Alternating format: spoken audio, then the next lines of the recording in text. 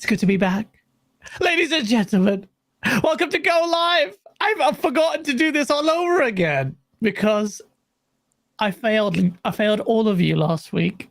We didn't have Go Live last week. But we're back today and we're a man down because Doc is a piece of but thank you everyone for joining. What will be? You know what it is. It's going to be Sauce. And we have incredible guests. Got incredible Asa, who has had 2 cups of wine. 2 cups of wine? 2 glasses of wine.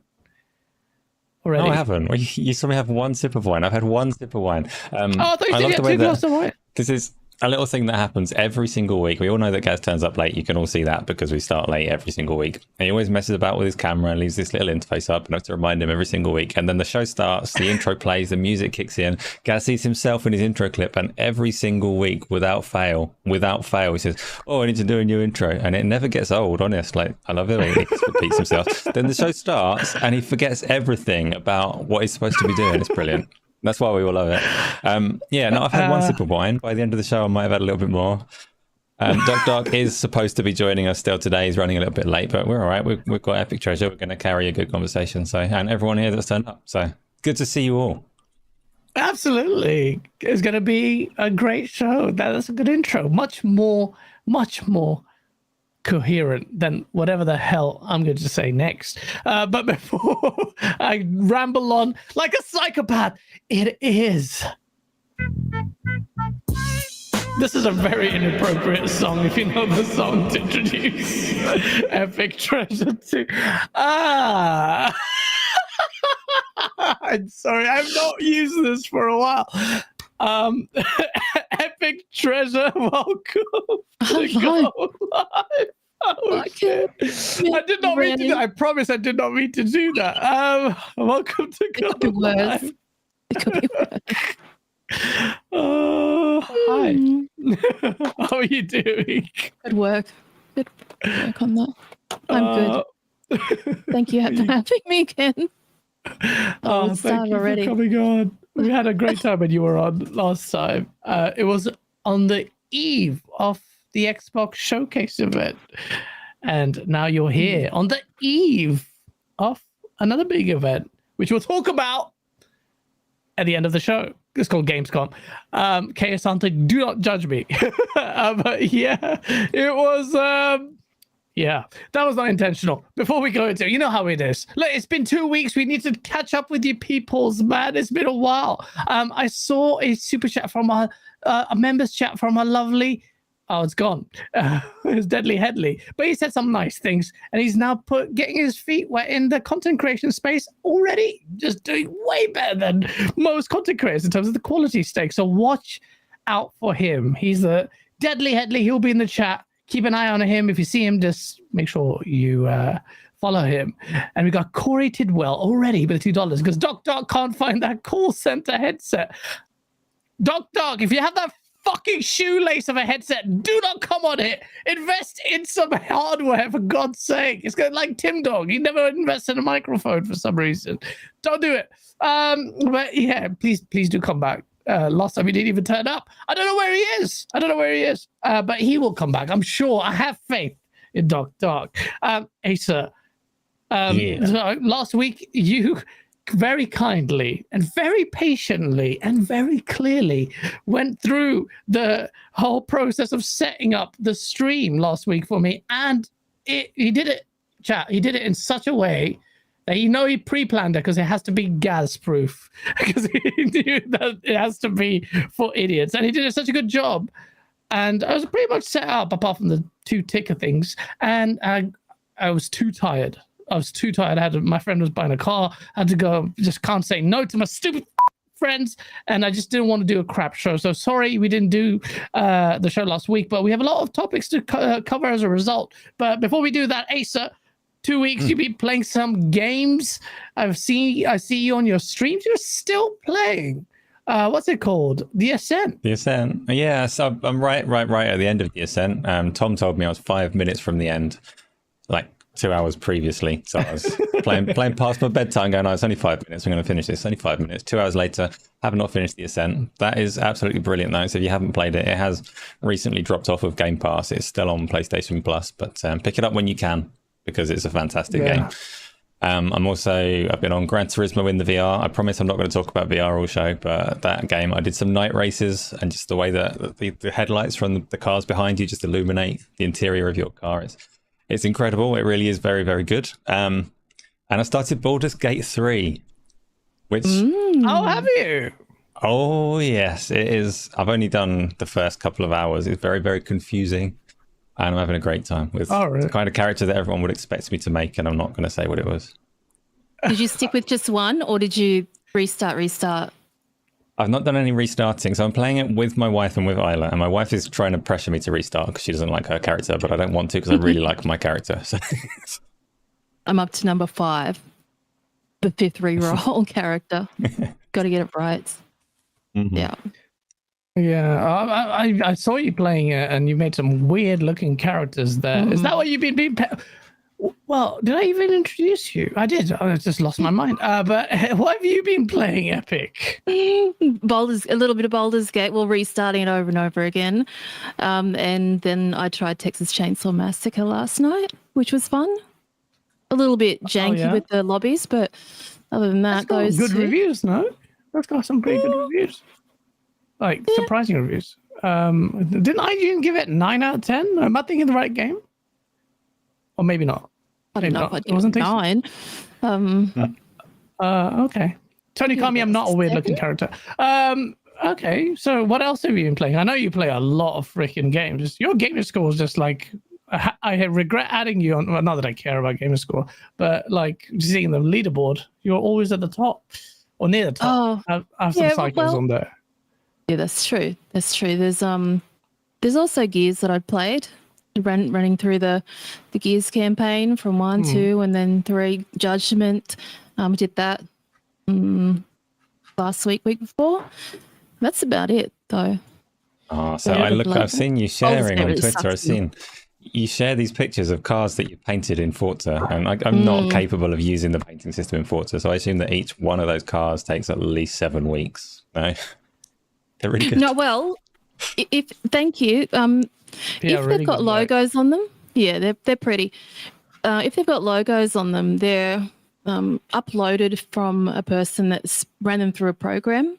So if it's like an Xbox logo, then it's basically like a sticker that you can download in the search thing. So it's just a matter of putting that with all the paint and then all different shapes and stuff like that. So. You already lost me, so sounds already complicated. So all right, I can't do it. You can basically download stickers for logos, but the rest. You can make a source one. Could you make it?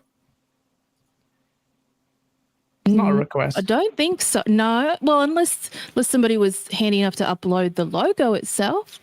But like the Master Chief picture, that would have been uploaded by a person as like a promo, just picture. They have to run it through a program so there's all these different layers, and then you download it from the store, and then you build all the art around it, basically. Okay. So I didn't paint Master Chief on the car. Okay. That still looks amazing. And Starfield one's so pretty. Ooh. Starfield one. Even Phil Spencer liked yours for Starfield one, didn't he? Shit. Oi, Phil, I might see you in a few days. Watch yourself. But yeah, no. Don't threaten the Xbox executives.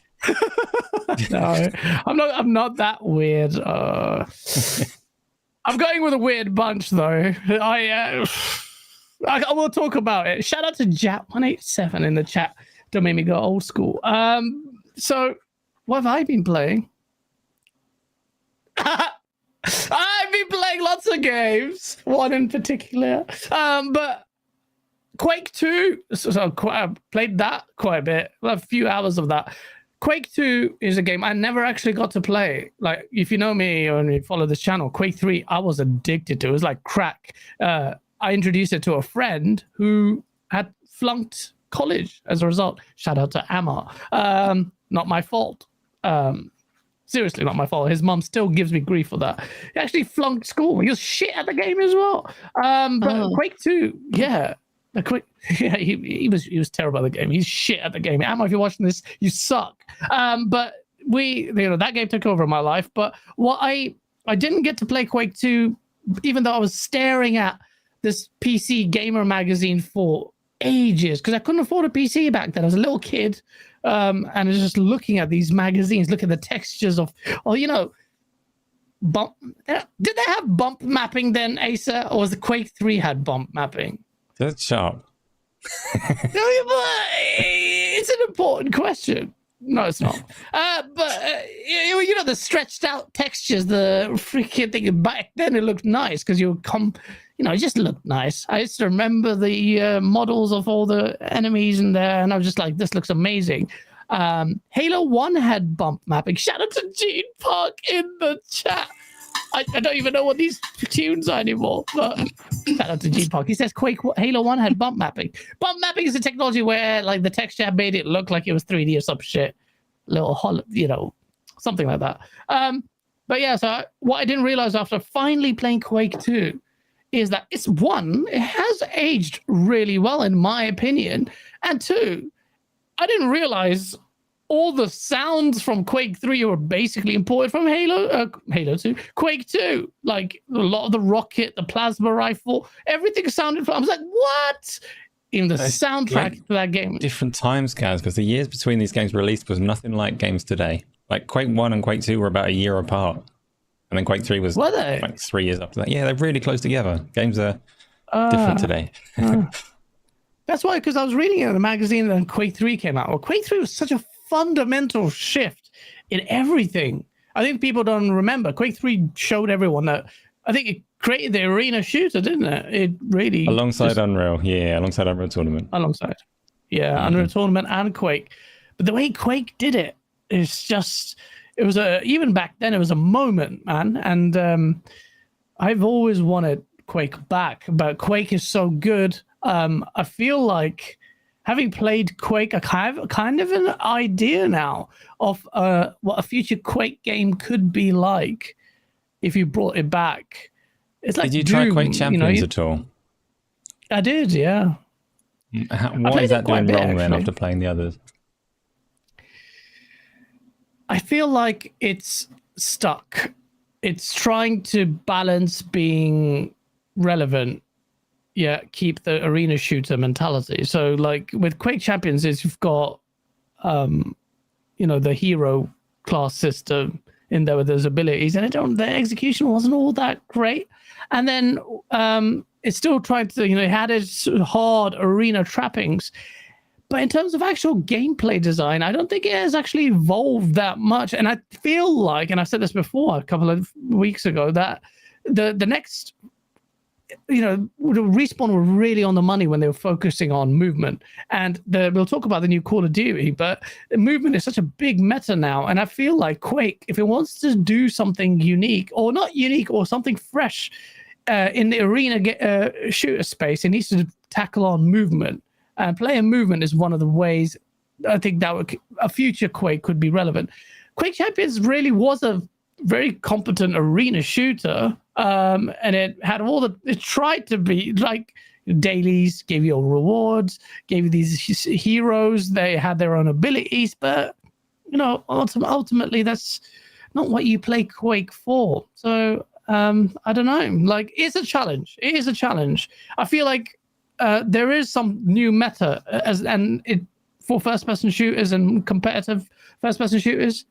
I feel like the arena shooter may come back, and I feel like movement will be the key identifier. But that's not giving you anything substantive. It's just me guessing. Oh God, it's freaking H2O again, man. This guy, bro, you're so generous. I don't even know who you are, but shout out to you, man. He goes, with $100 super chat, goes, love and peace to the gents and ladies. A humble request, please hold Mads Gaming. Mads, Apparently he's dead. No, he's not dead. Mads, are you coming to Gamescom? That's a really bad thing to say. It's like he's dead. I haven't chatted to him in a while. Apparently, just everyone's going to be like, he's dead. I need to chat to Mads, actually. And Brad Sims, who the hell is that? Is that Brad Sam's brother? For an episode. Brad Sams with the upside down face. You know, his face is upside down. I'm not taking the piss, but shout out to him. I'm drained. Good night from Dubai with love. H2O, thank you so much for that. And he doesn't stick around. Brad Sams, he was on it, by the way. He reached out a message a couple of times. It's like, yeah, okay, when are we doing this? And then after a while, I was like, yo, you're down? And then he didn't bother responding. And the same thing Jeff Grubb did. And I'm like, right, I'm not going to be that annoying prick that keeps asking, because now it sounds like I'm really just like, what the fuck, man? It's like, I got them cheeseburgers, man. Please, man, I'll suck your so, you know, I didn't want to do that. So Brad Sanders I'll try and get. He's a really cool guy. Mads, definitely. Definitely. I need to actually reminds me to reach out to Mads. Danny Passion Official with a $2 super chat with a fist bump. Shit. And Shabs, thank you for being a member for 22 months. Gaz needs to add Epic to a source vid. Hit that like, or like Kupo still playing through Final Fantasy 16, which I still haven't played. I hope you like the source video. It took a while. So good. Did you like it? Yeah, it was a bit mad. That disclaimer was needed, I think, at the start. Otherwise, everyone thought I was actually going to go after Colin Moriarty and circumcise him. I'm not touching his Has he said anything about that or not? I think he largely ignores me now. When he was talking about the whole Gremlins thing, he was talking about me and the Iron Lords thing, and I'm like, you're so boring, you fuck. Just enjoy the source, but whatever. I don't care. But yeah, the source videos were there for a while. Sorry, people, that was a work for ages, and I had some health issues. Just delayed things over and over, and I'm really sorry it took so long. But hey, look, we let him marinate, and I think it was one of the best source videos out there. Yeah, it took some time. The rap is there. The challenge has been issued to our fanboys on the PlayStation side. Come on, lads. I want to see some retorts. I want to see some creative juices. Yeah? Come on. King Thrash, man. Do something. Do something. But okay, that's Quake. We were talking about Quake. Playing another game which I can't talk about, and what else was I playing? What do you mean a game you can't talk about? Would it by any chance be related to the title and description and thumbnail for the show that we're on right now? Like a Fight Club. I don't know. What? Listen, I'm not party to any embargoes, but by extension I am, and I'm not going to break someone else's embargo. But I'm dying to talk about it. And the problem is, I'll be at Gamescom next week. I want you to get to play it that much. But yeah, well, I'll talk about it. It's Halo Infinite. No, I can't talk about it. By the way, I started playing Halo Infinite. It's actually a lot of fun. I'm just trying to get back to the Forge maps, and I feel like there should be a playlist that regurgitates loads of Forge maps. If there is one, please let me know. But yeah, but stop. I just want to fuck. Let's get there. You guys, man, Starfield. That's all I'm saying. We'll talk about Starfield in a bit, but Starfield. Call of Duty Modern Warfare 3 got revealed, and the gameplay got revealed a few days ago. Epic Treasure. Are you a Call of Duty fan? Not really, but I'll always play the campaigns though. The campaign's always amazing. What do you think of the last one? What do you think of the last one? Last campaign. I didn't play that one at all. Oh yeah. See, I really liked Modern Warfare 1, the remake, whatever the naming convention is, fucking ridiculous. But Modern Warfare 2's campaign was just too fast and furious for me. And I remember I was on a show and I was just like telling David Jaffe this, and David Jaffe is like, "No, come on, they're supposed to be fast and furious, like." And I'm like, "No, but this is too fast and furious." And when he played it, he's like, "Okay, guys, I get it. I know what you mean. It was a bit over the top and some weird pacing." This one looks like more or less the same. And in my opinion, based on watching this trailer that's playing right now, I don't feel like this game looks like it has much effort or soul put into it compared to the second one. It feels like, to me, I feel like Activision is just buying time for this deal to go through with Microsoft. And as soon as it gets done, and what do you think, Asa? I think they'll actually put a pause on, or ease off the gas pedal on COD development. I think effort and soul I couldn't pick out from either trailer. To me, if you told me this was a trailer for last year's Call of Duty, I wouldn't be able to tell you the difference. Like, they trailered that with a stormy level on a boat, a freighter or something, didn't they? And this started on a different rainy, stormy level with ropes to climb and stuff. It looks like the same game, and that's not meant necessarily as a massive criticism, because Call of Duty needs to be Call of Duty. But I haven't played one since Call of Duty 2 on the Xbox 360, so it doesn't mean a lot to me to look at this, and I can't tell the difference between which one has more or less soul than the other. In terms of Activision and whether they'll change course on how they manage Call of Duty when they're with Microsoft, I really don't think they will. I don't think they're going to slow up releases or anything like that. I know a lot of people are hoping that they will. A lot of people look from the outside at Activision Blizzard King and say, right, they're doing this every year. It's too much. All of your developers, we want like Toys for Bob or whatever to make Banjo-Kazooie or some shit like that. We all look from the outside and we like want to see changes there. But Activision Blizzard King are like, they got their value by working on this. Like, it's what they do, it's what they're good at. And I just can't see Microsoft going in and saying, yeah, we bought you now. Let's just throw spanners everywhere and like, much as there will definitely be a period nice of ideas around it. I think they will. There will be a period of like coasting through, and as you know, things get sorted out, because that is a gargantuan merger, man. So you know that's going to be tricky for Microsoft, man. For anyone, that merger is going to be massively tricky. 10,000 business as usual for at least 5 years, I would say.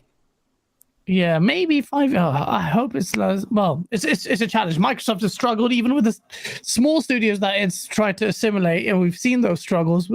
Call of Duty is going to be a massive. Activision is going to be a huge challenge for Microsoft. But they've already intimated their desire to ease off the pressure there, and I think developers want to kind of calm down on it. But based on Modern Warfare 3's trailer, it looks like. Remember, chat, when they showed off Modern Warfare 2, it was actually, what was it? It was an event where they showed it off. It was a live stream, wasn't it? And me, you, Dealer, and I think Colt watched it together, and it was on that, the ship level. Mm-hmm. And what was it? Well, I think it was the Summer Game Fest or something like that. It was a big, like, I can't remember which show, but yeah. It was. And it was an event. There was a big fanfare around it. There was a big, like, oh, let's see it. And this one just seems to, I don't know. It has muted hype compared to Modern Warfare 2, in my opinion. But, because Warzone 2 is already out, so I guess it doesn't have all that hype. Do you think it'll be on Game Pass? Do you think the deal will be done by then? Yeah, I'm assuming, yes. Right, okay. Yeah, you're looking at Epic, aren't you? Go for Epic Treasure. No, I wanted you to answer that, not me. That's you know this stuff so much better. We talked about this before. I've already been called out because I accidentally mentioned them. Yeah. I have a policy not to touch Activision Blizzard King. I don't talk about it or want to talk about it, and I got suckered in by a game trailer and talk about games. So no, you have this. What do you reckon? I don't know. I don't know. We were talking about this before, and we thought that they would drop all of the previous ones by the end of the year and not necessarily the third one this year. I don't know, but the trailer really sucked me in, though. They just have to put a song on a trailer and then I'm just a sucker every time. But I was like, oh, my God.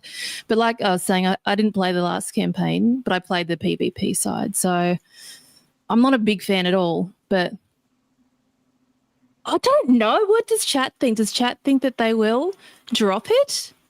This year? I mean, if the deal goes through, why wouldn't they drop it, Asa? Like, if the deal goes through Game before... Pass, because they're not going to... they'll still be on best behavior when it's gone through, because they'll still be subject to, like, any retrospective action if they do misbehave. So they're going to honour whatever contract they've got, and we know that the contract they got with Sony says they're not allowed to put this one on Game Pass. I don't think anything changed. They didn't mention anything changes when they made their new negotiations. It's possible. We haven't seen that contract. Maybe they said, well, Sony will give you these 10 years, but we're allowed to do what we want with the game now.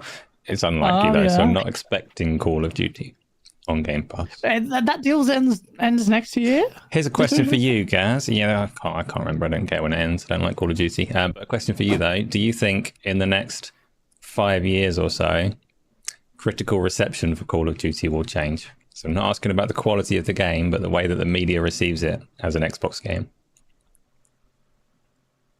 Why did you ask that question?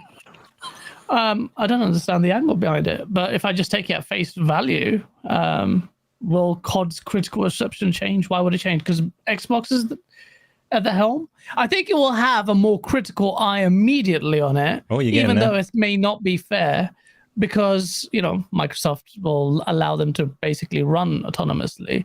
But I think definitely, if you look at Ghosts when at the launch of the Xbox One, I felt like at that time that game as an extension of the way Xbox was being approached by the media very critically. I think Call of Duty Ghosts also was, and any of its failures, which there were several anyway, were amplified because of its association with Xbox.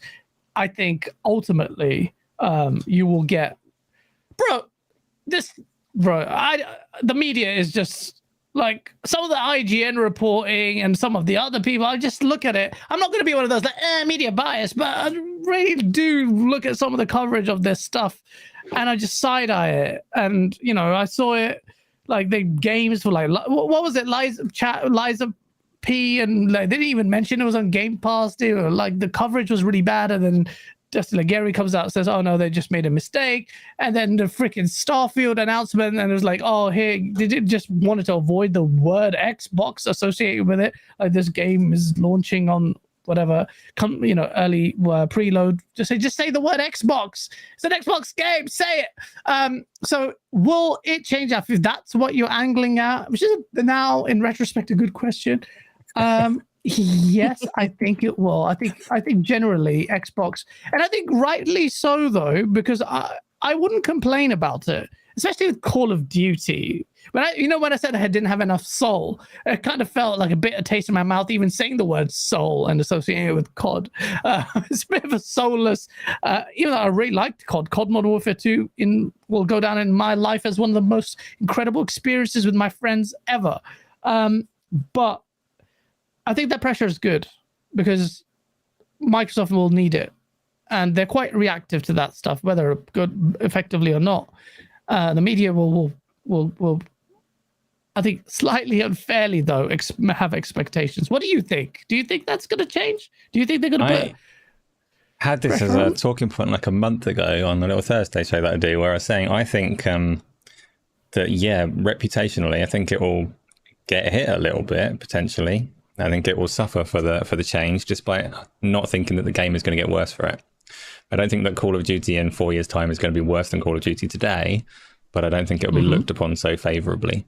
And you can call me a conspiracy theorist if you want, but I just suspect it's going to get, like you said, harsher criticism under its new owners.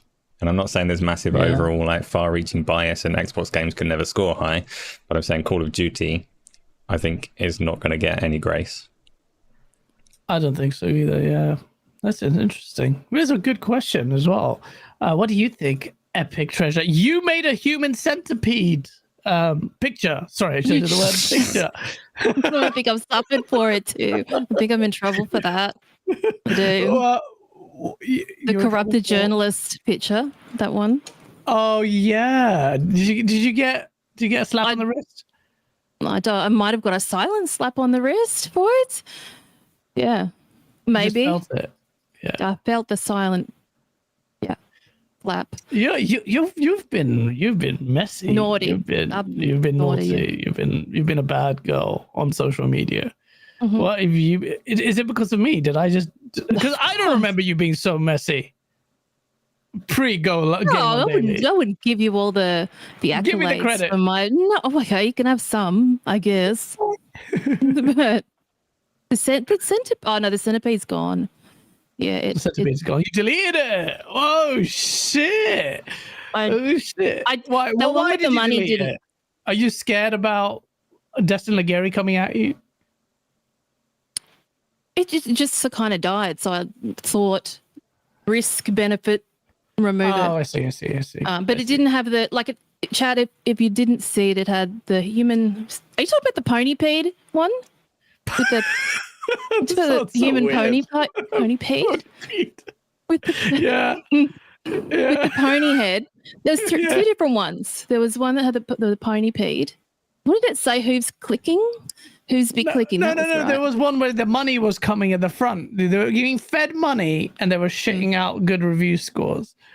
Yeah, so I realised what a terrible idea that was now that you've said that. You made it. But you think, obviously there's this perception. Do you agree with the perception that there's media bias against Xbox? Oh, absolutely. On both sides for sure. Both sides. What does that mean? It depends on who's. I don't want to say suck off who, but you know what I mean. Like, it's just how it is. I think not for everybody. I know some great journos, but you know, you think there's more bias against Xbox than there is PlayStation? I think it's about even. I do. So there is no bias. If it's even, then it's even. Well, it depends on the even. Oh, you mean like some publications are biased against? Yes. It? Yeah. That balances out. The corruptness kind of balances itself out. So I think it's one-sided. My perception. Obviously, Ace is not biased. You would think it's one-sided. I think there's more in favor of. Come on, man! Like we've seen it through the ABK stuff, man. Media just when you give him a little, you see it. They just go after Xbox. And the reason why you see what you want to see, though. If you're looking at IGN, you know they're going to be spitting in their faces all the time. So right. Well, we'll talk Tell you about. What, then, guys, you reckon I'm going to like dispute what you're saying or like put you down for it and say it's all even and hippie? I'm not. I think I don't trust anybody. So I see most media have better relationships with Sony, and it's not like necessarily biased, but Sony just manage media better and Xbox manage influencers better. Whoa, that's quite true and deep. Asa again with the facts. Sony managed media better. I know. Doc is coming 15 minutes. Thank God for that. Thank you, Doc, for gracing us with your presence. Jesus Christ, 45 minutes late. No, actually, that would make him an hour late. But yeah, that's okay. Well, he's on the ball. He's on God. He's in God mode. Ace is God mode. Ace is always on that mode. He knows his shit. Well, then on that front, and talking about media bias, Ryan McCaffrey, and this is going to be an interesting topic. He said, and this is your topic, Asa. He's not happy with the PlayStation VR 2. He says, I massively regret the $597 that I spent on the PSVR 2. I love great VR game experience, and I was so excited that Sony was doubling down on with a truly powerful second-gen headset, but they burned me. There are no games. It already feels dead. Look at the layer of dust. And Gene Park was there, and he said the same thing. He's like, mine's gathering dust too. Just matter of fact. PSVR 2, when we had David Jaffe on here, he was saying, look, it's dead. And then people clipped that and they were coming after him. Asa, PlayStation VR 2 is not doing what I think it needs to do. You may be happy with, all it needs to do is deliver some good experiences and I'm happy. But I don't think Sony would consider it a success as of yet. They may be slightly concerned about the performance of it. And I just don't know what you would consider PlayStation VR 2 achieving for it to be deemed a success by Sony. Oh, this is all for you, Red Monkey Butt. We wouldn't be having this conversation if you hadn't introduced yourself before the show saying, I hope we don't talk about virtual reality today. And I was like, well, I'm going to slide that into the topics now. I didn't actually slide this into the topics. This was all Gaz. Yeah, but Ryan McCaffrey, is it dead? Oh, yeah, we can. I wouldn't say that. I don't know Sony's expectations, and none of us do, but they haven't really released anything. So if their expectations don't match what is happening, then their expectations were a little bit wild. Because it's quite an expensive device, and Sony have not. We've got Firewall Ultra comes out in like 5 days, and I'm really looking forward to that. But that is Sony's like only promise for the device. They're about to meet that, and we don't know what they're going to do going forwards. It's the virtual reality ecosystem in general It is not fair to ask third parties to make big games for it. And that's what Sony have been doing at the moment for as long as they're silent. Because you can't expect like a big studio, like, I don't know, an Activision or an EA or like a AAA developer to make a AAA budget game for less than 1 million people. So no matter how you price it, you're not going to recoup that amount of money. So the only ones that have the incentive to do that are the ones that want to grow VR. The ones that should be funding that are Sony. What I don't know is whether they are doing that or not, because Sony have not told us what they are doing anywhere for the next 3 years, really. Like, they've been really quiet on all of their games, apart from a couple of gas projects on the PlayStation 5. So I'm not writing it off just yet as dead. I'm not unhappy with the games that have come out so far. There have been a fair few smaller indie kind of VR games like you would expect, but I do want to see more from Sony. I want to see more commitment. I just want them to say, this game that we're making has a full-on virtual reality mode, and it to be a proper game that people can look forward to, like, just to restore some faith in it, and then we won't be having so much of these conversations. Absolutely. I mean, that's the most basic minimum thing. And then the word there you say is proper game. And proper game alludes to a first party, most likely title with a full on fleshed out VR mode. Because they're the only ones who would actually do, they have the incentive to make it viable. They're associated with Sony. So the other approach for Sony is, obviously Capcom have done good work. Like, you can play Resident Evil 8 in its entirety in virtual reality. Sony could do well dropping a little bag of money to certain publishers that are already making a game that would be suitable, but it's still, like, the onus is still on Sony. You can't expect any publisher to see that audience and go, oh, we're going to make $5 over there, let's do it. He's coming at you guys, ponies. Look, listen to it. It's true though, it's true. And someone in chat said, do you think there'll be a PS Autark K, thank you for the $4.20. He goes, do you think there will be a PSVR 3? At this rate, the way this is performing, I would say no. If it carries on like this, I mean, it's very early. It just got released earlier in March or something. So, was it this year? It was this year. So, I don't know. Parksy, thank you, people member, for 22 months. Shout out to you, man.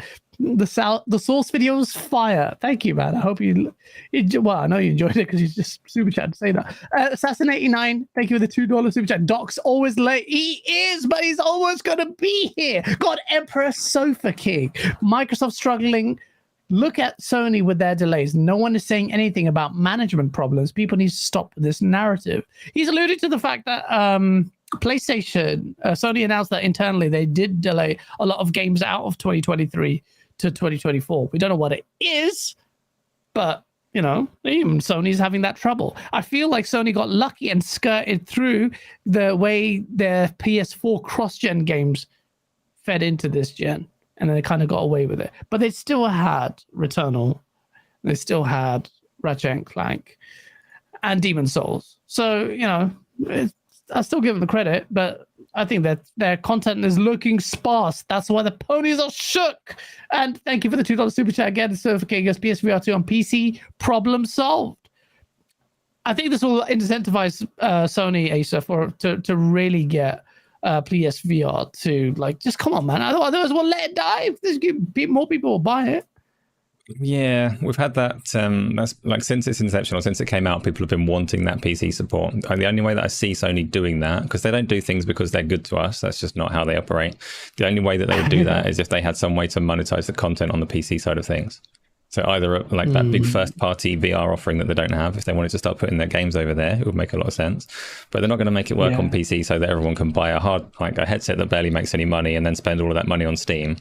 It just They don't do things because it's nice for the consumers, whether we like it or not. So. Yes. See, Alex in the chat is distracting me. No, it's true that they'll only do so if there's an incentive and a monetary one. And that's how Sony works, and that's fine. But yeah, hope they can get that incentive because it's a good piece of tech. Angry Hippie with the $5 super chat. Where is Insomniac's VR game? I really enjoyed their experiences on the OG Rift before they were acquired. That's a good question. No, what happened to them? Yeah, well, you always said like Bethesda were really interested in VR. I've always got my own Insomniac. I'm hoping that this is one of the ones that Sony just haven't announced yet, because Insomniac put out 4 games for the Oculus platform. Good, like not all of them, but 3 of them were good. And they put those out alongside their Ratchet and Clank games and their Spider-Mans. So there is a studio at Insomniac that could well be sitting in there working from home or whatever they do these days, putting together a VR game that's really good for the PlayStation VR 2. But again, we haven't seen it, and it doesn't count until we know about it. Yeah. No, well, hopefully How does the PlayStation VR compared to like a high-end deal? So what do you think, Asa? Like, is it like the biggest, vastest difference? Yeah. Blow your mind?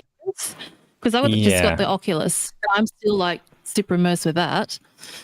But I haven't tried. I did a video on that exact topic. You can definitely get better experiences on PC if you go for a high-end VR headset, particularly around like clarity around the edges of the lenses and not having wires everywhere. One wire might not sound like everywhere, but by the time I've spun around a few times, that is one wire that gets everywhere and nearly hangs me. So you can definitely get better experiences on the PC, but the PlayStation VR 2 is very, very good for the money. Like, it is genuinely a really good headset that you can have a great time with. So. Did you play Exorcist Legion on the VR? Hey, what? So scary.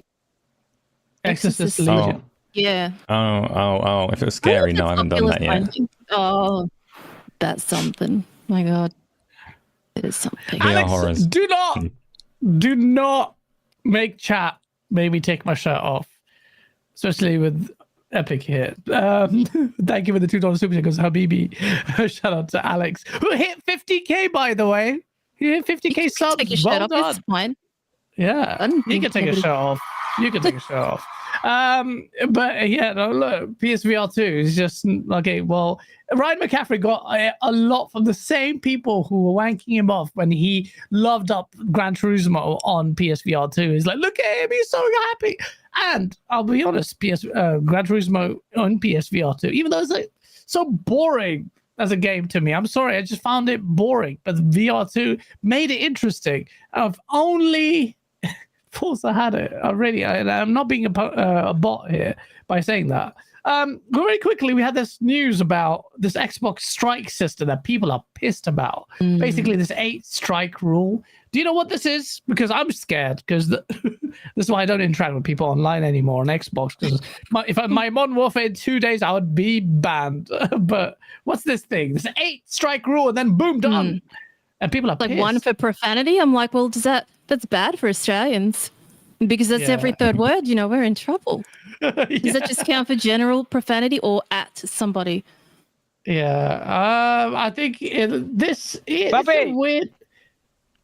Papi, let me in. Papi. This song can play right now. What are you saying, bro? With your shoelace of headset. What's up, Papi? You good? Can you hear? Oh, he can hear me, Papi. Papi, I'm sorry, Papa. I'm sorry. Look, mira lo que pasó fue, look, there's a birthday party, a coworker, I couldn't say no, first kid birthday, so I had to go. What's up, everybody? What's up, Doc? You guys doing good? You've made it. You have enough subs to buy a new headset. I'm sorry. What is that shoelace that stuck to your ear? Listen, I wasted so much money when I bought the PSVR headset, and I can't. I gotta try to get my money back because it was such a waste of money when I bought that thing. There's nothing to play. I feel so weird every time I put it on. I feel like who actually plays this stuff? I don't even know how I got convinced to even buying this. I'm over here trying to climb mountains and stuff. You should see me. It's the funniest thing in the world. I have no idea who actually plays VR. This is ridiculous. But let's talk about real games now. Let's talk about this for real. Oh, what's up, Ace? What's up, Bobby? I didn't see him there. Hey, I didn't see Ace there. Was he there the whole time? I got no response. Oh snap! I didn't see it. Bobby, it's okay. You do what you climb whatever you want to climb, Ace. Don't worry about it. He just climbed. Oh snap!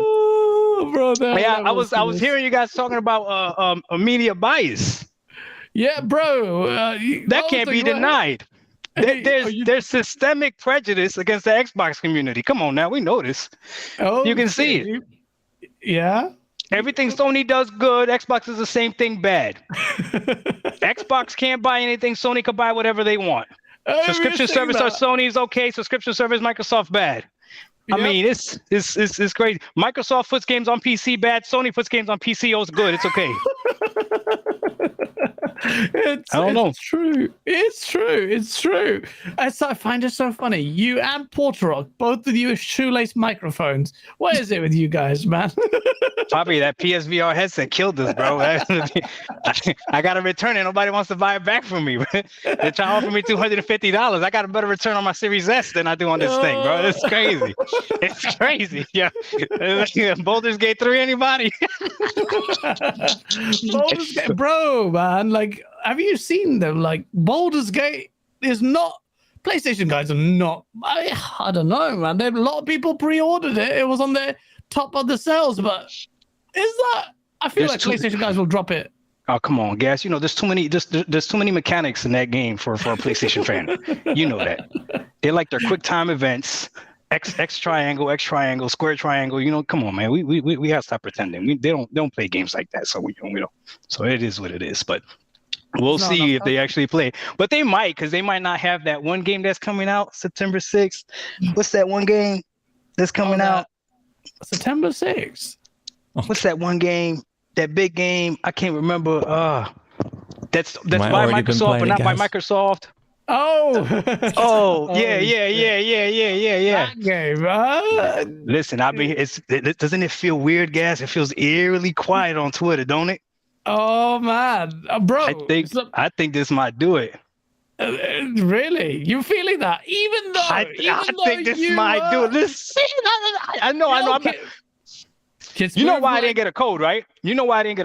Why did you get? Because you're friends with your brothers with Portorock. That's why. No, because somebody sent Phil the videos that I made talking about the Series S.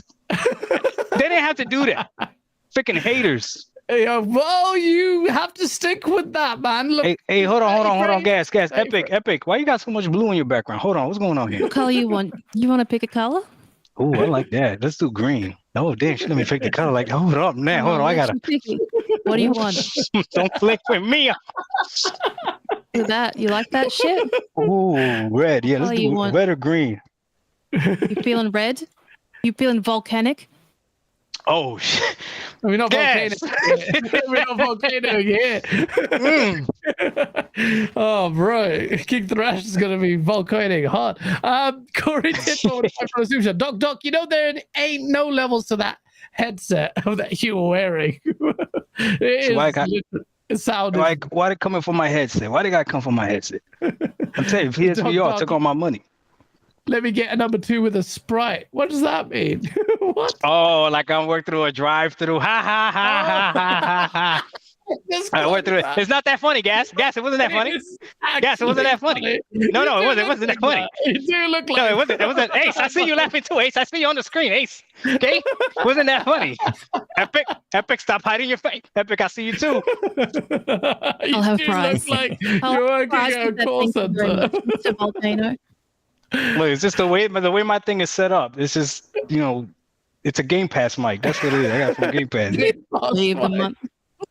Oh man, Gas, why you had to do him like that in that video? Bro, I appreciate you taking it easy on my brother, though. That is something that I appreciate. You respect me. You respect my brother. I appreciate you. Didn't go hard on my brother. You went hard on everybody else. Man, you made some people look stupid, Gas. You didn't have to do it like that. In 15 minutes, Gas, you did it to them like that? Come on, man. I had to be done. Portorock I have a soft spot for, so I can't. I just put him in there, little singing there, but I've got a soft spot for him, so I can't go too hard on it. You see him and think, oh, I can't be mean to you. Right. This is the problem. I have to be separated from these people to start really go after them. Like, as content creators, you can be like pretty chill and just want to get to know people because it's jokes.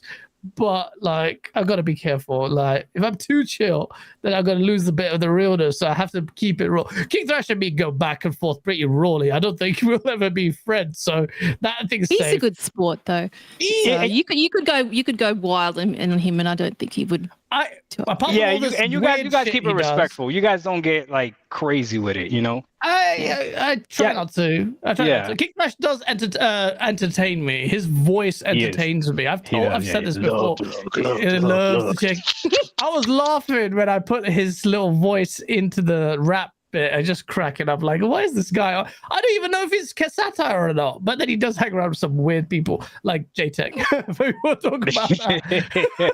JTech. That's some stuff, man. That's some stuff. But yeah, it had to be done. BT Maverick, thank you so much for the $10 super chat. Goes, someone should do a count of the now amount of negative articles from IGN towards Sony and Microsoft. I would put a hot chip challenge versus anyone that favors Sony. Wow. BT Maverick, we'll hold you to that. Someone do that, and I'm pretty sure I will be on BT Maverick's side. In fact, I've got the hot chip challenge more right here. Instant diarrhea.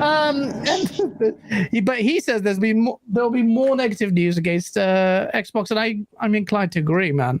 By a country mile, I'm with Doc 1985. Yes. Did you hear them complaining about the menu?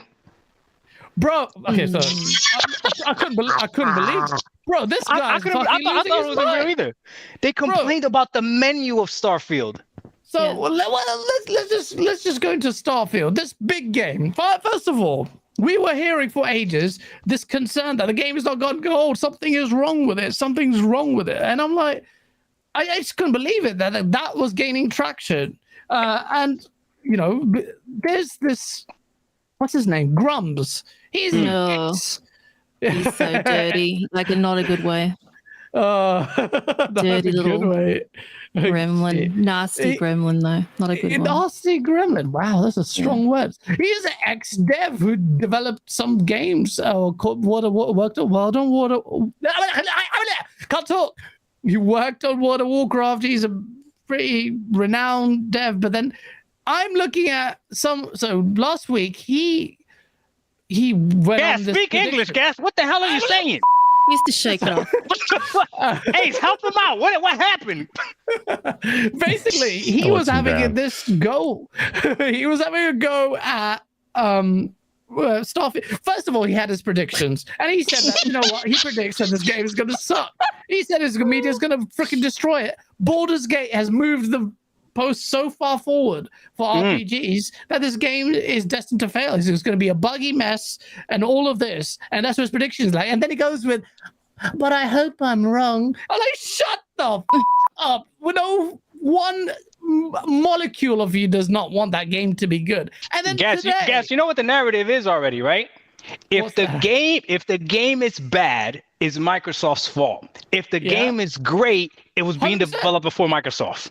Bro, it's being developed before Microsoft. He's already said it. Colin Murray's already said it. He's already put his fucking eggs in a basket there. Redfall, though, bro, chat, you say it again. Say it again. Say Redfall. They'll find Colin and all of these guys, rightly, in my opinion, go after Microsoft for that failure. Just like Fire Phil. Remember Redfall came out, Fire Phil. Phil Spencer comes out and apologizes for it. Starfield, if it does well, which it should, then freaking, guess what? You will hear the narrative. Oh, they're building it for all fucking 8 years. So why does Microsoft get the credit? Even though they sent their engineers there, even though Microsoft is the reason why this game has had another year in fucking gestation to refine all the bugs and all of it, Microsoft still doesn't get any credit for it. What the fuck does Microsoft have to do? Give birth to the developer live on screen, and then that developer then makes the game after 20 years. That's the only way it's organic. Stupid. And the baby needs to be free range. Can't be caged up. Free range baby. The free range developer baby. Okay, that's the way. That's the only way. This is getting ridiculous. It's crazy. But this game, though, I know people that know people that are playing it, and let me tell you, oh boy. I'm so excited, and I just can't hide. Oh man. I feel it in the air. I don't know. We'll see. What do you think the Metacritic score is going to be for it? Gaz can start. Well, I locked my magic predictions in before I played. Before I saw some things. I locked mine at 91 Metacritic. I think that's a decent Metacritic score. It's a great Metacritic score. The funny thing is, if it's, and we saw this with Horizon Forbidden West, it was doing well. It did well ultimately, but it was at 90 at one point, and as soon as it slipped to 89, ponies got vexed, even though realistically, 1 point score, and they lost it. And then I think it went down to 88 89 is now. good. Yeah. Yeah, I mean 89 is good, but if it's 90, it was gonna mean a whole world of difference in perception. If it's 89, they're like, oh, that one score. It's just the way it works. It's a bit dirty, doesn't it? It is just the way that nine. Does it deserve 91? Wait, but you asked me this. What do you think, Epic? Where's it gonna land on Meta? Starfield. I think I gave it 92 and then I put it up to 94. I think 94? maybe. Ooh, that's high. 94. After that's when people got their review codes so early, and I thought, oh, this is going to be good. So then I 94. If it released on PlayStation exclusively, then yeah, but no on Xbox Buy. I'm gonna go in between Epic. 93 is what I think. 93. I think, okay. yeah. Well, those are very, very high scores. I think so. Still an Xbox game. It's going to be seen as one, and you might think, Gaz, that's just a conspiracy theory in you, theorist in you. I haven't completed God of War Ragnarok. I don't know why. Me neither. I can't get back into it either, Gas. What is it? I don't know. It looks good, but I don't. It's just something wrong about it. Maybe, yeah. I don't know. Ace has played it, completed it, and then Ace, he completed it, the whole thing. Yeah, you completed the whole thing, and you weren't disappointed in it. It does some things really well. It's really polished and it's really pretty, and there's some really nice art in there. And I didn't like the way that the story went. It's like we all know from the start, you quite quickly pick up on the pacing issues, and you're like, oh, these puzzles are boring. Oh, this bit's going on a bit too long. But I would have forgiven all of that if the story was epic at the end of it, and I didn't like the way that it played out. That's quite interesting. I don't know where I'm at because I haven't completed it. I might have the complete opposite view to you, but I haven't gone back to it. I finished Ghostwire Tokyo before I finished that. Isn't that crazy? Oh shit! Yeah, that's another game. Oh, it was a good game. There's so many good games. But yeah, I played a lot more games. I played Vampire Survivor more than I played God of War. I love 2018. I almost completed that game in 3 sittings, but Ragnarok just hasn't grabbed me, man. That's a good point. I completely forgot about it. But whether or not it's a forgettable game, I agree. It's a forgettable game. Shit. I'm not saying that I haven't completed it, but I have not gone back to it. It's just strange there's no photo mode. I'm a neutral. So I'm a photo mode fanatic. And that game's so beautiful, but I'm not going to talk about Horizon Forbidden West again like last time, but there's so many games that they really should have photo mode. But. Starfield has one, which is announced. Because you saw it in the trailer. I've got to be careful. Oh, shit! What just happened? Trying to milk him for information. Oh, okay. Let's go. Oh, really? What just happened? Do you think they have filters in the photo mode? Yo, Ace can't hold a poker face for nothing. Ace will send you to jail, Gas. He'll tell. He'll break. I've not broken anything, man. I'm not playing anything. I'm not broken anything. Do you think the photo mode has like filters or anything? Or I wonder how advanced photo mode is in it. What do you think? You can't ask me these questions. Is there dogfighting in that game? They had it in the trailers. Of course it does. It's in the trailers. Oh, okay. Good. I'm just very excited for everyone to play that game. Always all I'll say. It's like it. Okay, I'm playing it. But I'm not gonna be able to do it. It's obvious. No, don't mess your stuff up, guys. We're just messing with you. Don't mess your stuff up. I'm not gonna break. Look, I haven't signed anything, but all I'm saying is, someone asked me, should I take off work? Because I was planning to take off work. All I said is just take off work. That's all I said. Just take off. That's why I'm so excited, baby. And it's going to run on the S. That doesn't mean anything. So maybe I can make a positive video about the S, finally. I don't know how it plays on the S, actually. It's a good shout. It plays on the S. OT was really good. Well, he was raising this point about whether or not he wants to see how it performs on this, and actually that's a very good point. I also want to see how that runs on the he said 1440p 30. Wouldn't surprise me. One of the things we you could collect all the sandwiches. Same number of sandwiches you can collect on both games. I'm dying to talk about. I can't say shit. Don't mess your stuff up, dog. I know you're collecting sandwiches. I know you are. I'm not.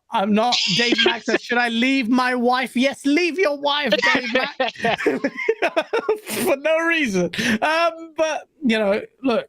It's so hot. Stop. Ace, help him out. Ace, he's about to crack. What I'll say is this. When we talked about the global illumination, we talked about how good it looked, didn't we? We said a lot how good the visuals looked as a result of the global illumination. And I'm just referencing on PC or Xbox. Oh no! Don't answer that. Don't answer that. On everything. Just Ace, look, Starfield fans, if you're hyped for the game, you should be hyped for the game. Angry Hippie with a $5 super chat. Welcome to Good Burger, home of the Good Burger. Can I take your order? The disrespect. The disrespect. The disrespect. Classic mood though. Welcome to Good Burger. But yeah, you've taken weeks off, Mr. Eldrick. That's probably a good shout. This is crazy. Deep game, man. But yeah, I can't talk about it. But yeah, it is. The review's coming out August 31st. Do you know how big this game is though for Microsoft because Redfall failed? Because of everything that's been going on. True. This is huge. This will destroy narratives. The galloping type are going to be so mad. They're going to go crazy with their ponyism. I'm going to make so many videos. My God. I'm so excited. Bro, there's a guy who's made 100 accounts to review bomb it already. That's okay. That's okay. Let him do it. That's okay. Let him do it. Talk about securing your virginity forever, man. No woman is ever going to touch that guy. Or man, if he likes that. It's like, what's going on? What are you doing? There's a couple of reviews coming that I'll trust less. Man. Users who looks at user review scores anymore? It's just unless there's a legit reason. Normally, it's just if it's an exclusive, you're always going to get people just hating on it. Like Grums. Let me ask you guys something. Can I ask you guys something? So this game is also coming out on Steam, right? Day and date. Right, on PC? I think so. If this game does very well on PC and it's a massive game, do you think Sony looks at it and it's like, maybe it might be time to do day and date PC as well? Do you think this game has the power to influence that?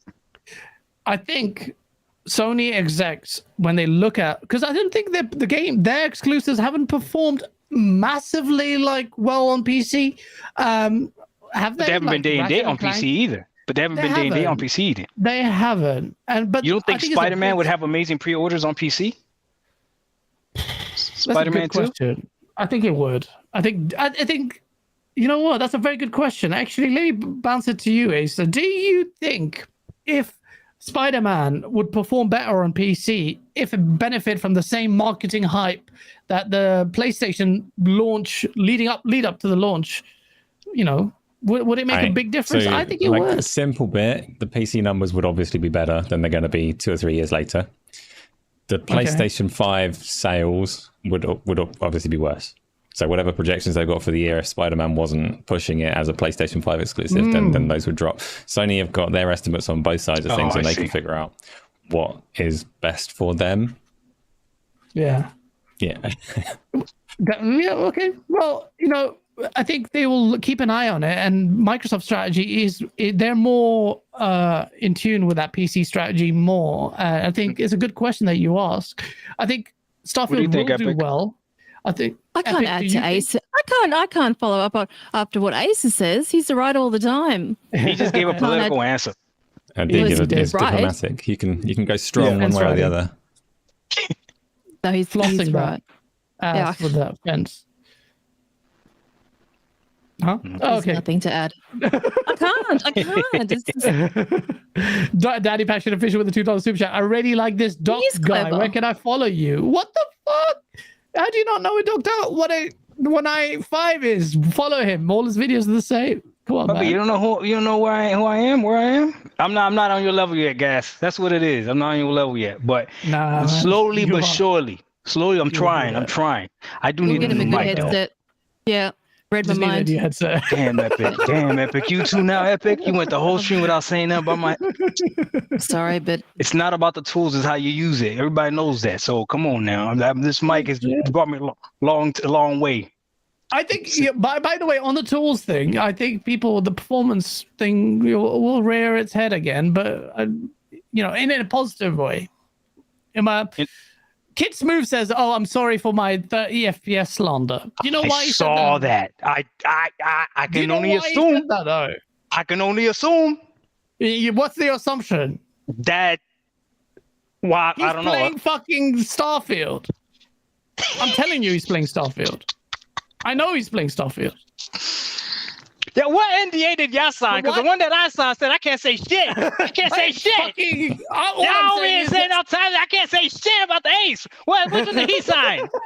I'm not saying I agree with. I can't say shit. God damn, man. No, Kid Smooth said it. This is public on Twitter. He says, "I'm sorry for my 30 FPS slander." I don't necessarily agree with that. I'm kidding. I'm not playing the game yet. Microsoft, if you're watching, that's all him. Microsoft, come on. I'm not breaking. I haven't even given you anything.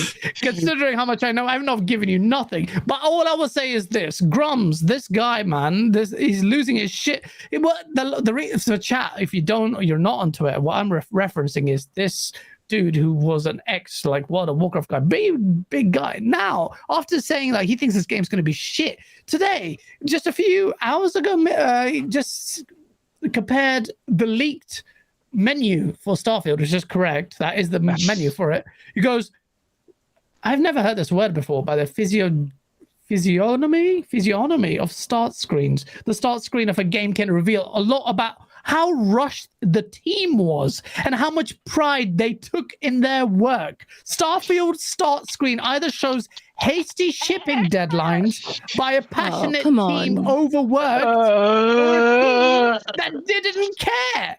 What?" And then everyone fucked this guy up, rightfully so, by showing him the title screen for Elden Ring, which looked basic as fuck. Damn, that's checkmate. Fallout, they showed it for Skyrim, every freaking game, and they all look the same. And such a dirty little Hoover, isn't he? Crumb-sucking Hoover. Oh shit! There's some slander here coming from Epic of all people. I don't like him. You don't like him? No. What was the topic where he came onto the scene? There was something controversial a month ago that he said, and I can't remember what it was. Do you genuinely can't remember? I can't remember what it was the first time. And at the time, I was do you know what it was? No, I don't remember. And this is how ridiculous it is, because the Xbox community, they're no real people. They're bots perpetuating this thing. They're paid shills and all of this shit. That's how he burst on. That's right. And at the time, I was like, "Oh, but he's a real person. I'm going to give him I'm going to assume he's not entirely bad faith with this. He's trying to. It's just no. The stuff that he said since. Ace, you got to drop that, Ace. Ace, you got to drop that. How to trick a pony. I know you got it in the works. How to trick a pony. Oh, my video was supposed to incorporate yours. Hellgeek sent me his clips of himself to put that HTTP, but I just that's right. Back of it. That was supposed to be in my video. So watch his content, people. It's so good. That Danny Passion Vision with a $2 solution. My 4090 is ready for Starfield. You're lucky. On PC, by the way, I'd love to play that at 60. Not saying that 30 is terrible, but 60 is. Oh, so now we know where you're playing it at. Okay, here we go. I'm playing on Xbox. I'm playing Series X. Okay. Yeah. All I'll say is, for the funny thing is, don't mess your shit up. It's okay. All I'll say is, I just left it at the menu. And you left it on the menu. You left it on the menu. That's just to soak it in. Just put it in my video when the embargo releases, and you know why? Because it's just because you wanted to look. You looked at that little flare, and you were like, "I can tell from this that this team are just demotivated. They don't care about this game. Look where they put them letters. Right. This is ridiculous." That's such a crazy take. And then you gotta. This is what I don't understand. You gotta wonder, why do people say things like that? What's the purpose of it? When the makers of Quantum Error talked about the PS5 SSDs. Why would you say that? Like, why would you say that? Right? Like, what's the like? What were you trying to get out of it? Like, what we like? I don't. Quantum Error's developers are fanboy. Remember, developers can be fanboys. They are, and indie developers are in like lone developers, and he's a fanboy. And they leveraged Quantum Error using the PlayStation 5's thing. There's history of him being fanboying for the SSD, and it worked for them in many ways, but it might come back to bite him in the arse because ultimately he's marketed in a negative light. Xbox guys are going to be watching it like a hawk. Maybe he's done ultimately in this indie space. There's so much competition to stand out successfully. He's done it. Like, at least he's got 1/4 or 1/2 of the fan base really supportive of it, and that's the PlayStation side. Negligible maybe because the core gamers on Twitter, how big but all of that, it's not minuscule, because that influence and that negativity from 1/4 but positivity from a PlayStation side might, if it's actually good, the game, which I doubt it, but you may be wrong, but if it's actually good, could cascade into something special. You never know. So as negative as they are, and I find it hilarious that this SSD talk and this developer puts him in bad faith, puts it rightly so a target on their back. So let's see how it plays out. Grums though, man, he's losing his fucking mind. So and when I shared this, so a shout out to I'm going to give you your flowers. When I shared this, and with the Rick James, that cocaine's a hell of a drug, someone shared out Mark Kern. That's his actual name. And I don't want to be slanderous here, but there is a point that he did get voted out of his own company. And that's maybe inclination of maybe he made some dodgy decisions. I don't want to attack the man, but ultimately, let's take on his takes. He seems very bitter. And did you see Reforge Gaming? Your friend was shocked that he didn't get a review code. Bro, the guy shits on Xbox and Starfield in particular, and admitted on camera, that he wanted the showcase to be shit. And you think you should get a code? Why? Might as well fucking give you a 5 Metacritic. Just give it here. Just like, it's so dumb. Like, why would you give a hater that? At the same time, nobody's entitled. If nobody's entitled to anything, it is what it is. It is. It's not media. Channel's not that big. Why are you being so entitled? It's just stupid, man. There is a lot of hate for Starfield. I have not seen this much salt, and I'm being serious. This much salt for an exclusive, because everyone knows this is the Xbox's biggest chance to really leave a dent. This is a game that PlayStation cannot have. This might be like your following, because like I have not seen any. Genuinely, I'm not the most attentive. I try and block out the console stuff, but I've muted a lot of people recently. Like my feeds are clean. I've muted so many. I'm not seeing that. There's a lot. I'm on the front lines of the bro. Listen, Twitter paid me $100 just to console war. I know what the algorithm is saying. The fucking there's that's what I'm saying. You're console warring, so you're seeing it, right? I'm not seeing it. I'm seeing it, but as part of being a console warrior. So this is the one thing I will say. Maybe you don't see it, Ace, and I get that your echo chamber might be different, but the one thing I will say. I've got a VR headset on, but go on. I can't see anything. But one thing I will say is that a lot of those guys, right, always talk about how they care about games and they champion games overall, and they want Microsoft to be better. And you would believe that would be believable if they championed all big games, right? But they're not championing Starfield at all. It's almost as, let's see if it fails. They're just standing back, just waiting to see if it fails. It's not a, I hope it's great, this, and that. It's every reason why it's not going to be great. That tweet that dude put out, I saw that being retweeted and stuff like that. I'm like, why is like, this is the dumbest thing ever over a menu. You know what I mean? So it's like it don't make sense. So they're not championing over what could be one of the biggest games for gamers, period, right? From a studio that used to develop games for the PlayStation as well. It's almost like as soon as like, oh, this game's not coming to PlayStation, now they don't want to champion. Because before, remember, they thought this game was going to PlayStation. And they were behind it then. You would see tweets from the PlayStation fans. Come on, man. The receipts are there. You would see tweets from the PlayStation fans excited for this game. Now, all of a sudden, they're not excited about it. And it doesn't make sense because they can still play it. A lot of them do have Xboxes, or a lot of them have high-powered NPCs, or at least that's what they tell you. So why are they not championing behind this game right now? And I'm telling you, everything around this game right now, the aura feels different. So I do know a few people that are actually playing it. Not like a friend of a friend of a friend, like people that are directly playing it, right? So the stuff that I'm hearing is amazing. Now, I don't care until I get to play the game myself, right? But it's still nice to know that, like, okay, these are people that I trust. It's not something like, if I would have heard this from someone that played Redfall at first, I would have been like, okay, I don't know what you're talking about, right? But these are people that I trust that are telling me, like, this is it. This is it. Yeah. So I'm excited to actually play it and be able to destroy some more narratives. So that's I'm excited about that. When I played Redfall instantly, I knew this game is fucking shit. Right. There's Starfield. That's not. That's Ugh. It's going to be. By the way, I'm not very early on in there, and I'm not giving you like. I'm just.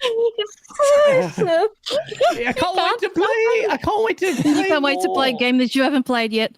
Right. No, I've played it, and I just can't wait to play it after like when I was out all day this morning, and all I could think about is I just want to go back and play it, and that is a good feeling to have about an Xbox exclusive, man. That has a lot riding on it. Whether or not it will hit what it needs to hit, I genuinely don't know. I'm quite early into it, but all I will say is, wow, was like, I said that quite a bit. That's enough. Wow is enough.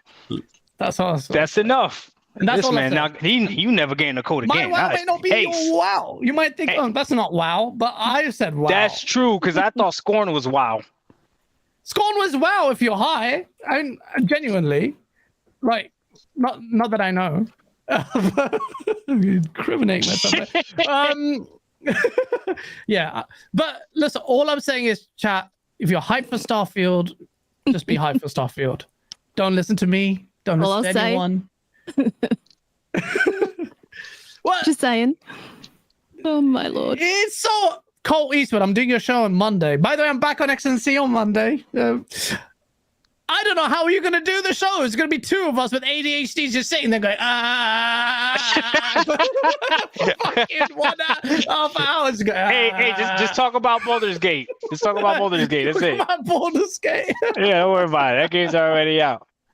That's funny too, that a lot of PlayStation fans are going to be playing that by default just to boost that. They don't even really care about that game. It's just because they can't play Starfield. That's crazy to me. But they're going to be on struggle street playing Baldur's Gate. What you do, guys, before it starts, go on to XNC, done. Preface it, say we're talking about Abandon from Blue Box Studios, and then just spend the whole show talking about Starfield. But that's right. Like, Abandon will back you up. They'll be like, yeah, this is our game they're talking about. This is it. They're talking about it. Or you could say you're talking about No Man's Sky, because isn't it the same thing? Oh, yeah, we both played it. Me and Colt were playing both.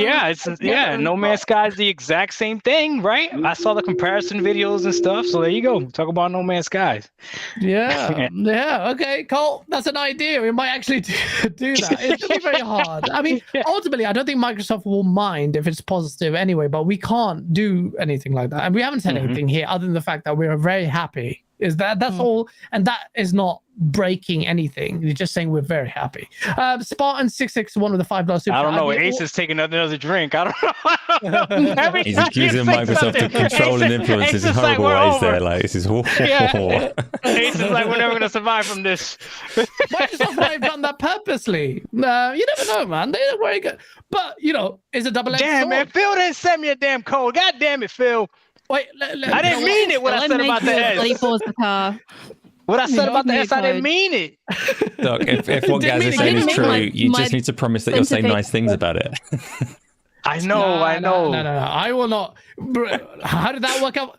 I was a bit naughty with Redfall. Let's be real. Like, I played it and before the embargo released, all I said was my Metacritic of 80 whatever. I'm bringing it down to 63. That's what I said. And You then said as that? soon as bro, I did. It was a bit naughty. But And how come they didn't label you a pony bot then? How come I get labeled a pony bot? I get it Oh, all okay, the time. okay, Remember okay. making a fucking rap video against them?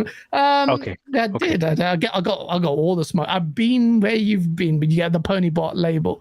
But when he's got the pony bot microphone too. So. Oh, okay, Epic. All right, we're gonna talk after this now, Epic. Okay. Me and you. Oh shit! But Redfall. As soon as the embargo released, I fucking destroyed that game. Because it's shit. Microphone. And I'll be very fair with my review of Starfield. Trust me. And if you don't think that, no, don't be fair. It's not a time to be fair. What do you mean? In the war. No, we go cap till the wheels fall off, bro. All I'm saying is, this is better. This is better than Tears of the Kingdom. Clip it. Somebody clip it. This is better than Tears of the Kingdom. I'm not saying that. Clip it. Tears of the Kingdom is a beautiful game. There's no Sony exclusive right now that can touch the space boost laces of the main character. What's the main character's name? Facts. I'm kidding, guys. Stop. Don't trigger him. Oh my god. He almost you name your character, but yeah. I should have said that. Anyway, look what you're doing, Ace. Help him. Go give him the gasball. I'm not breaking anything. He's scratching his beard. Look at him. Guess you ain't say nothing about my beard, brother. Last time I was here, I was clean shaven. I like it. Thank you, sir. Thank you, sir. Thank you, sir. I didn't even know I could grow one. It's just one day I woke up and I was like, you know what?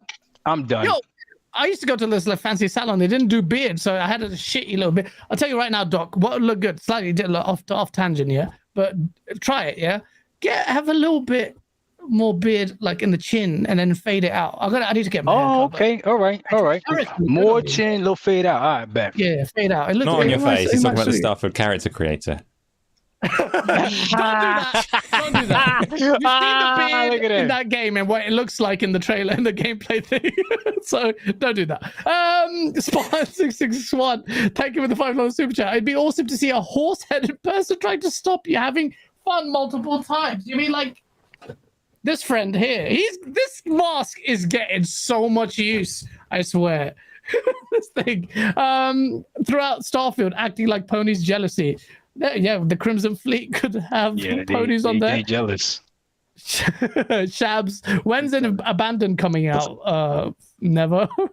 Fucking that game. Richard Torres, MMA. Doc meant to say that PlayStation fanboys are high-powered NPCs. Wow.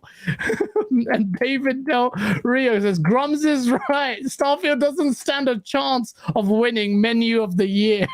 Yeah, fucking. Menu of the Year. That's hilarious. Bro, I think unanimously everyone came out and just make fun of that. BG was out there. You know, BG secretly you want to shit on Starfield, but even he said, this is a stupid take. And it was a bad take. And you're going to see a lot of that. But how will reviewers deal with this game? I don't know. After playing it, I could see people who have an axe to grind with Starfield focus on some. I'm not breaking anything, Asa. Stop it. I'm not. Well, no game is perfect. That's the problem. Yeah, no game. I'm not saying this game hasn't got problems. Yeah. So if they try to just focus on like this guy literally didn't even get past the menu and complained. Literally didn't even get past the menu and complained, right? That's a different level. That's a different level of I'm gonna find something wrong with this game. Do you understand that? Not even get past the menu and you're going to complain? Okay, so and he's not the only one. He's just the only one that was vocal about it. People are gonna be like, that spacesuit don't look real. My uncle's an astronaut, so I know what spacesuits really look like, right? We already know that. In space, bullets don't shoot like that. I'm an astro science physicist, whatever. Bro, I've seen this stuff on realism already. I've seen that already. I've already seen that. Hey, are those supposed to be realistic? Oh my God. Bro, a lot of people are gonna come on. I Volcano's don't not know if that's- volcanoing. You already know. You already know. Shout out to yeah. Geek Thresh though. Oh my God, that Yeah. was hilarious. Like, why isn't this volcano volcanoing? I was like, what? What the wait, Daddy Basher, what? Shabs with a £2 super chat. Give me Scalebound. No one gives a fuck about Scalebound, or no one should give a fuck about Scalebound. Not Gaming right Nerd Austria. Now Gaz is praying for someone to super chat the $50 so he can take his shirt off. Love seeing you struggle so hard. Asa enjoying it. You know what? I'd fucking take the 50 at this point instead of get in trouble. Danny Passion Official. Wait, what are we doing? We're taking our shirts off? Wait, what kind of stream is this? Hold on, that's not what I signed. Oh, wait a minute. Alex. Bro, your shirt is all basically already off. You've got like this thin bra just covering your nipples. Thin bra! Disrespectful! These are not boobs! Hold on now! These aren't boobs! They don't jiggle! Hold on now! Basically naked here. Let's be honest. You know what? I'm Epic done with this. subject. I'll go. You want it? You want it off? All right. No, I'm kidding. Do it.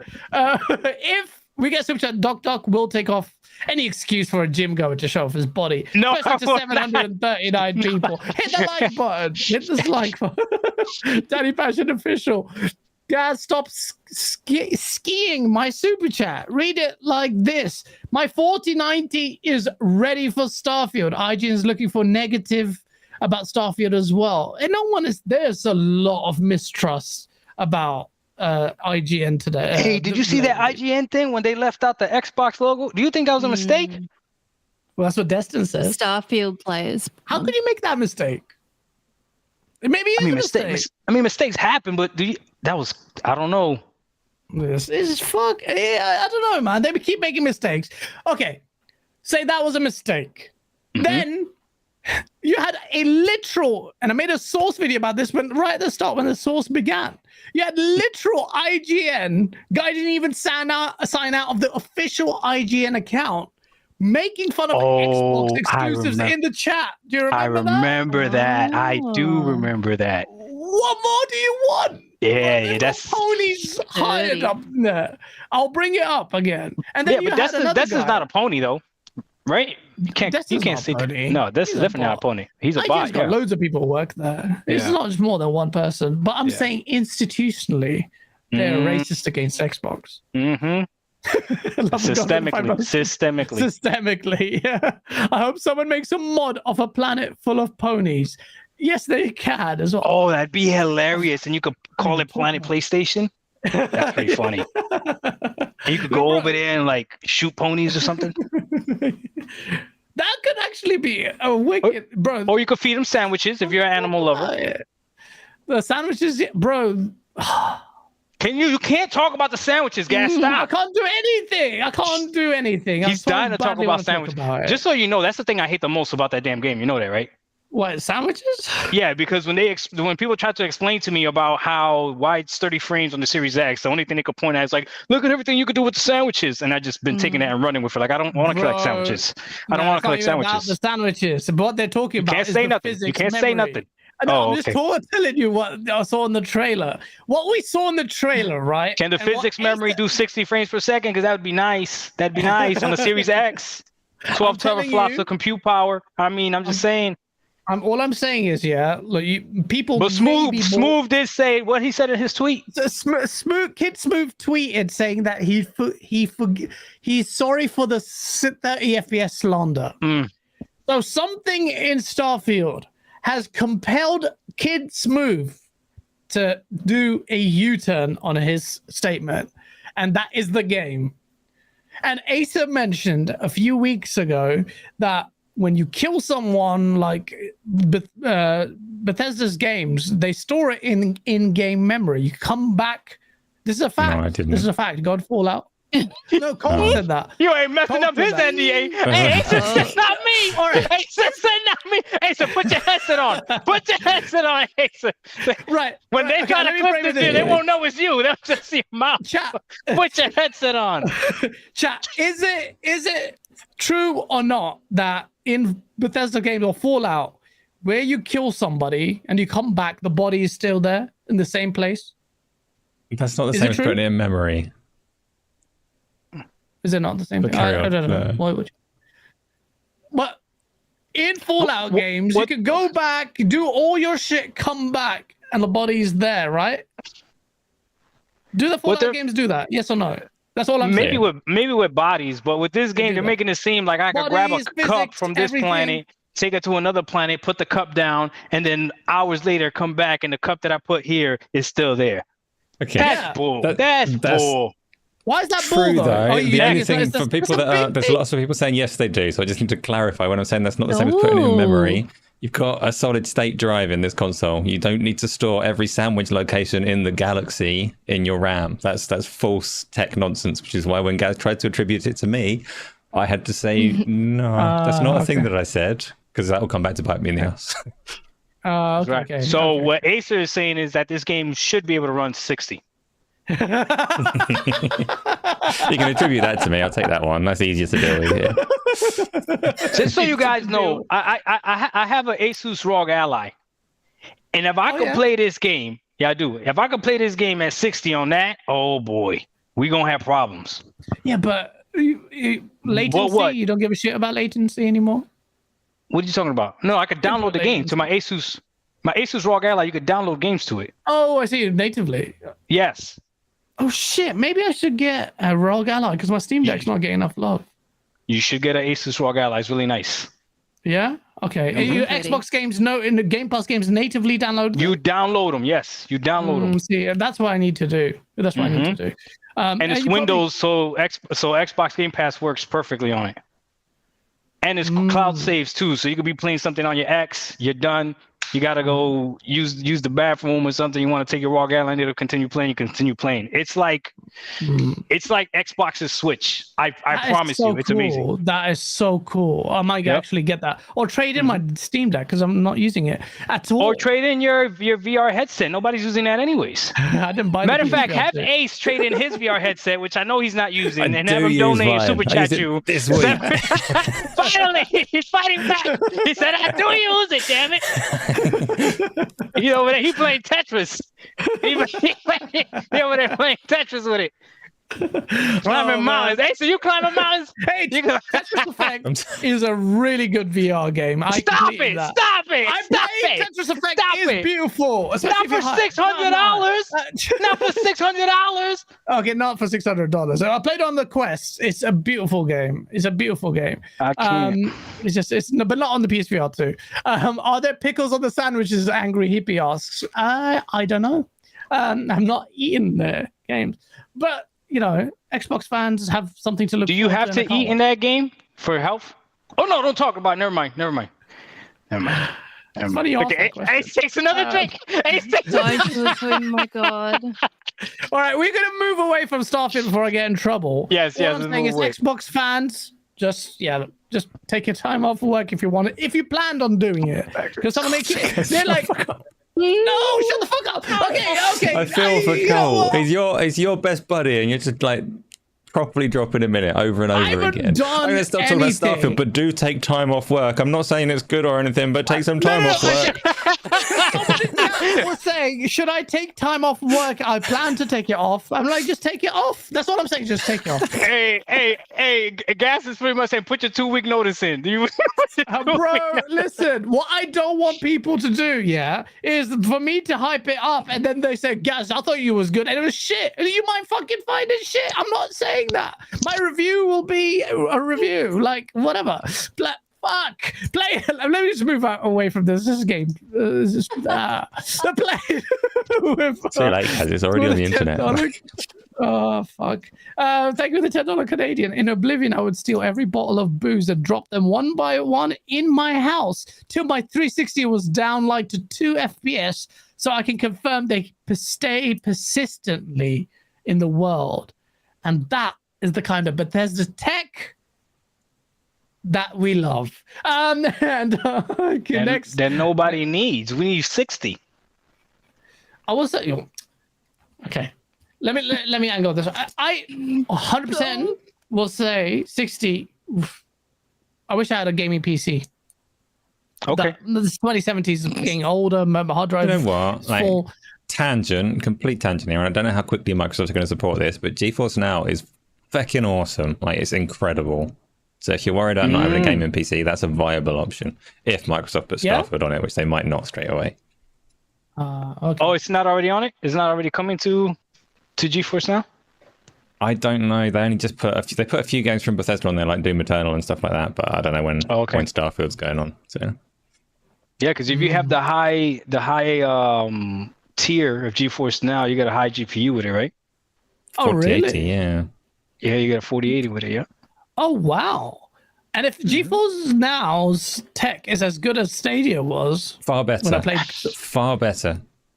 Depends What? where you're I'll at. tell you genuinely, you're like at. I'm going to do a video on this, but it's incredible as an experience. What? Like, dropped Wow. my jaw. You know, I was my just, mind was blown when I played Cyberpunk. I haven't on used it in a while, but on the last Stadia. time I used it, You were Stadia a was still Stadia better. stan as well, weren't you, Portrock? And I believed in the tech of Stadia because when I played Cyberpunk on Stadia, I was just shocked at how good it worked. Stadia was amazing. They just didn't Yeah, it have games. That's all it Didn't is. have a But, drive Stadia. to do it. Yep.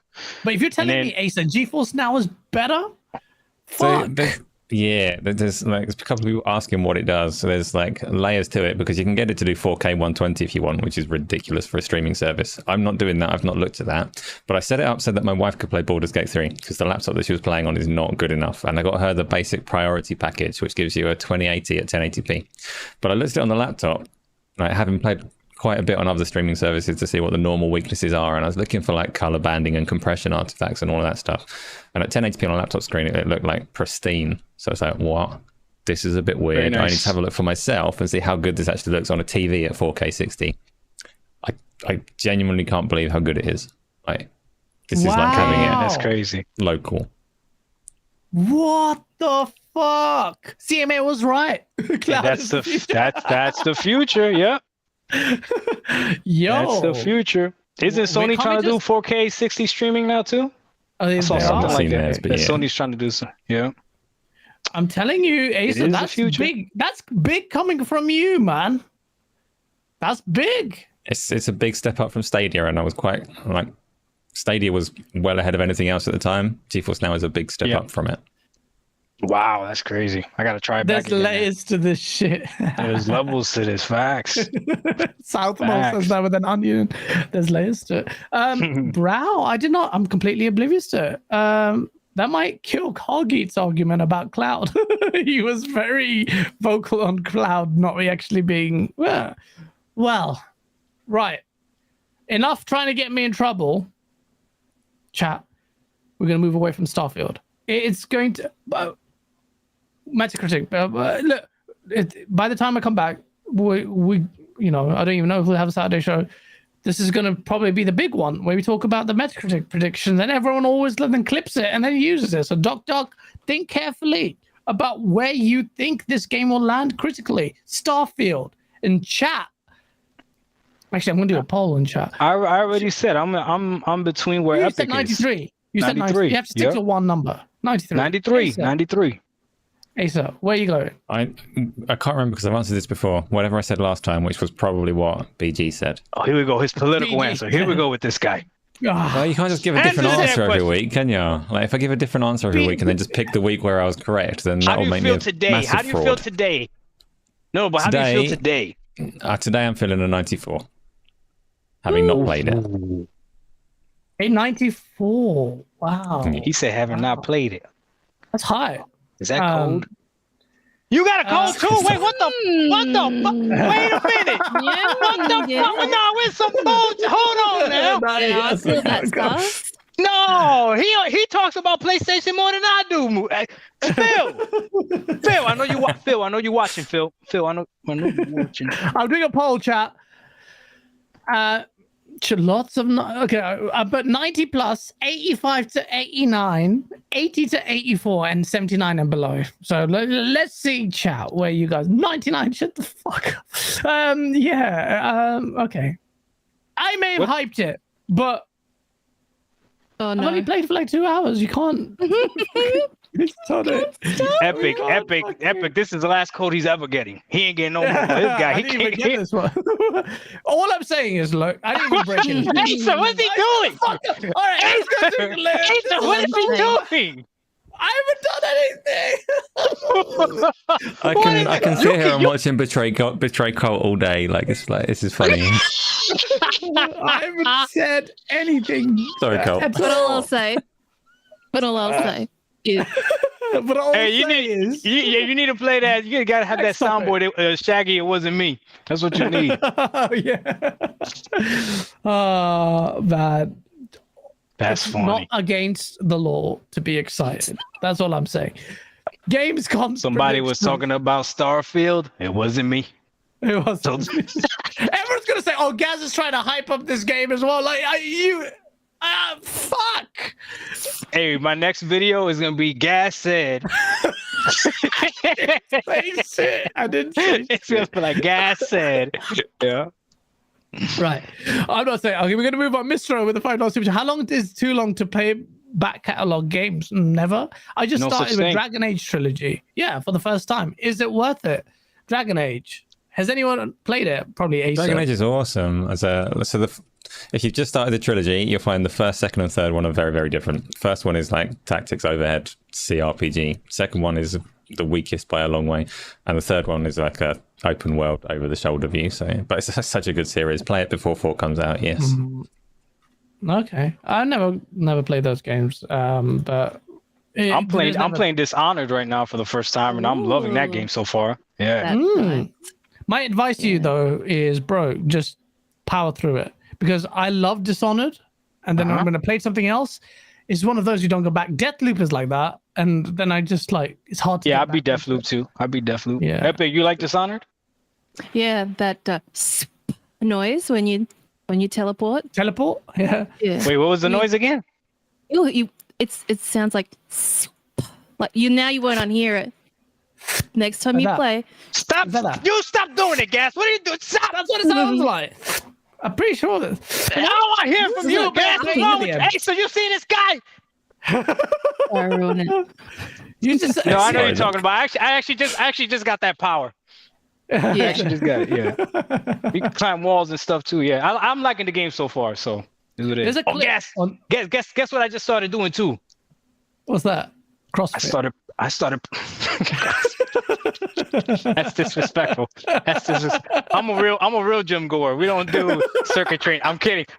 If there's anybody out there that likes CrossFit, I'm kidding. CrossFit's perfectly fine. There's nothing wrong with it. Okay, take your steroids and stay on CrossFit. I'm kidding. Not everyone that does CrossFit takes steroids, just like 90% of them. I'm kidding. CrossFit is good. I'm seriously, I'm playing CrossFit. It's fine. I started playing games on hard. I used to play on hard. I've actually started. Well, most games have gone back to medium. Yeah. Revenant I went for hard, but yeah, Remnant. I'm liking it. I beat Ghostwire Tokyo on hard. Trek to Yomi on hard. I played Midnight Fight Express on hard, and now I'm playing Dishonored on hard. It's nice. I like it because you got to be like more strategic with everything. Yeah, you can't just like power through it. Yeah, it changes the game. It a little does. bit, yeah. I feel like I always played hard as default, and now I'm actually going the other way. Only because I just want to play long games on my thing, but it feels kind of wrong to go like with Quake. I went on medium. I think I went on medium, but it's pretty hard on medium. Like that's a challenging game. If you die on Quake 2, then for a second there, I thought I couldn't even talk about Quake 2 because of NDAs. This is how fucked my brain is right now. But Quake 2, I was like, oh shit, I just broke it. No, Quake 2 is really hard. If you die, you start the whole freaking level again. So the game is freaking, back then, difficult, immense stuff. Nowadays, they just walk you through it. But there's some games like Remnant, not one, not two, one, very, very hard on hard. It's a good game as well. Check it out. Look, I'm going to move on from Starfield. This is a fucking trap. You've been saying that for like the past 30 minutes, but okay. Yeah, I know. I've been saying that for fucking half now. Shut up, Gaming Nerd Austria. I was about to answer that as well. Gamescom predictions. This is a big show. This is going to be a huge show. When I went exactly 10 years ago, young me, being a troll that I was, still a troll, console warring then, It had 300 and I think 60,000 people. Apparently, this time, Cologne, where it's happening, is primed to have over 400,000 visitors for this show, which is it's just huge. The whole city, basically Cologne, just gets gamified, man. You'll see like mascots everywhere. You'll see the PlayStation. When it was 10 years ago, PlayStation were heavy.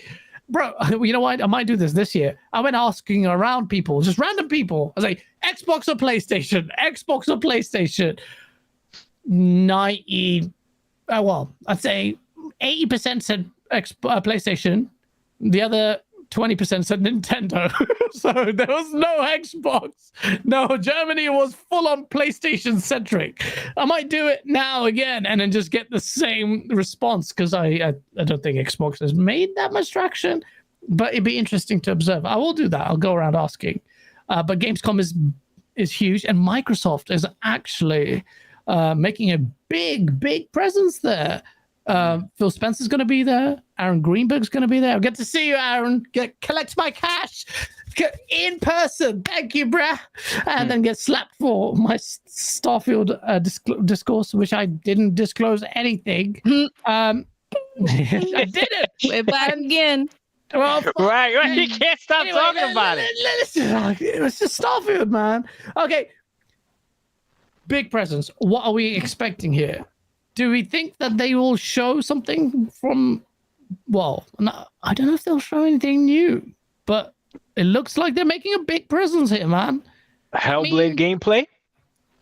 Yeah, they've got a special thing for that, don't they? Got a theater for Hellblade and stuff. Yeah, they got a fan. I got tickets for that as well. I don't know what that is, but I think that's the ticket you're getting. I got the press thing, which is good. Finally, some recognition for breaking my back for 10 years. But when I go there, you get the FanFest tickets. I think they have a presence on stage. Hellblade needs to be there, man. Mm-hmm. I want to see some freaking combat for that game. Hellblade. What else? Wait, Hellblade. Perfect Dark. Oh, I just want to say, Starfield, when it hits and it does, if it does, Epic, he can't stop. Epic, he can't help himself. No, you just tell us, guys. Just tell us. If you're gonna break it, break it. Just do it. No, I don't do it. All I'm saying is, look, it's really important. Like I'm saying if Starfield hits as well as it should. And Forza God! Should it based on? Oh, okay, no, just move on. But then, Asa, what's your drink? Asa, what's your drink? He gotta go get a refill. He gotta get a refill. All right, this is bad. Okay, Hellblade 2, if they show combat for that, I think this is a very important show for Microsoft. I think Gamescom, they recognize the fact that they need to double down on the momentum that will hopefully be, you won't have, the embargo for Starfield's reviews are August 31st. You're not going to get that until the following week. That's the following Thursday. So not this Thursday coming, but the following Thursday. That's when the review embargo releases. Okay. I was going to say, if Starfield hits where I think it will hit, if Forza hits... Now that he's gone. Now that he's gone. Well... the teachers left the classroom. Right. Say whatever you want. Go ahead. It's just us three in here. It's just us three. Yeah, exactly. We can talk about it. And then if Ninja Theory show off this game, like, I'm a bit dubious about when Ninja... He's back. Get that already, bro. What the fuck? That was like movie Insidious. That's funny. Fucking hell, Asa. On our screen, that looks scary as fuck. Where do we think this one's going to land? Because I'll tell you why I'm not dubious. I loved Hellblade. Thing is, though, Hellblade 1 was really good because it hit that, that deeper. It was new, like this mental illness. It was different. But thing is, Hellblade, it was different. The gameplay was pretty shit. But the reason why it hit was because it was purposely designed to be, and Asa introduced it like this, and he's absolutely spot on. the game was not meant to be enjoyable in the traditional sense. It was meant to feel like a slog. It was meant to feel. Yes. Ooh, that's a good description of it. Yes. Yeah, the drudgery of all the challenges you face. It was constant noises. It was disruptive. It was confusing. But that's what the game was aiming for, to make you understand how mental illness affects people. Because oh my God, it was so beautiful the way they did it. In the last one of the last fights where you keep fighting the enemies and you just at one point you realize yourself like, oh, it's never gonna end. Yeah. Like it's just a wave and a wave and a wave. No spoilers, but if you haven't played it already, right? But it's like just a wave and a wave of people just coming at you, and you're just like, oh, I get it now. They did it so amazing, because that's probably how people with mental illness, is a hard struggle to have. Like, you don't know when that's going to end, and some people go through counseling. I myself have gone through counseling, I'm not ashamed of it. And then you're good for a while. And then sometimes you got to go back, you know what I mean? So, cause stuff comes back, or did you get different triggers and stuff like that? You know what I mean? So did you watch the documentary at the end of the game? I watched it after I beat it. Yeah. After I beat it, I watched it. And I was like this. That's amazing. Yep. Then they explained to you all the level, like the encounter design was based on people's actual mental conditions. Yeah, it was so good. Bro, even like suffering from something like vertigo, like it's not a mental illness, but it was like I was at work and I've had, this is why the source video is late. The work was really just stressful, like doing some big deals, and my head is going back and forth, and you're in a meeting and you don't care. Your clients don't care if your mind is fucked. But how do you explain to them, so sorry, I'm suffering from vertigo? Your clients will be like, oh, okay, right. So what the fuck's going on with this deal? And right. Like, they don't care. So you're there, you appear to be there, you have to be there, but your head is going back and forth and it's like, and then you're having anxiety, like, am I having a stroke? Because this is fucking crazy right now. I'm trying to get an appointment. Trust me, this is long. The fucking NHS is fucked, and privately, just as long. But, that is a small, like, minor level of what of mental illness can be. Because in one of the... Bro, in that documentary, one of the patients or one of the people that they interviewed, she wakes up to a woman screaming in her ear like the woman is here. Like right there. Imagine 4 hours. How the fuck? It's easy for us to say she's fucking mental. Bro, if any of us in that situation was someone screaming down your ear in the morning and your brain is like just the wiring is fucked, that's what you see. It's fucked. Hellblade made me think like that. For years, we were so, and Hellblade 100% opened my eyes and my mind to the realities of that. A game did that, and I'm not shitting you. That there was such a, and in fact, it was actually the documentary after the game, but feeling in which Asa, you told me, Gaz, definitely watch that after you've completed the game. You strongly recommend it years ago. This is a conversation we had like 5-8 years ago, and I did it, and it was amazing. There's only one other game that I played that ever like messed with me mentally like that, and it was a game for. No, that's messed up. Disrespectful. I'm sorry. How he get a code? How he get a code? How he get a code? Who gave this guy a code? No, it was a game for the Nintendo 64. I think it was called. Oh no, the GameCube. It's called Eternal Darkness. Oh, it's classic. I don't know if you guys have played it, but I remember I was younger and I was playing it, and my little brother was next to me, and I literally put the controller down. I went to go get something. I come back and the TV was off. And I punched my little brother. I was like, why did you turn it off? And it was part of the game. The game came back on. You beat the shit out of your brother for no reason. The game would do that. It was crazy. Yeah, it was crazy. It was really good. Eternal Darkness, for anyone that still has a GameCube, like, you need to try it out. It's a really good game.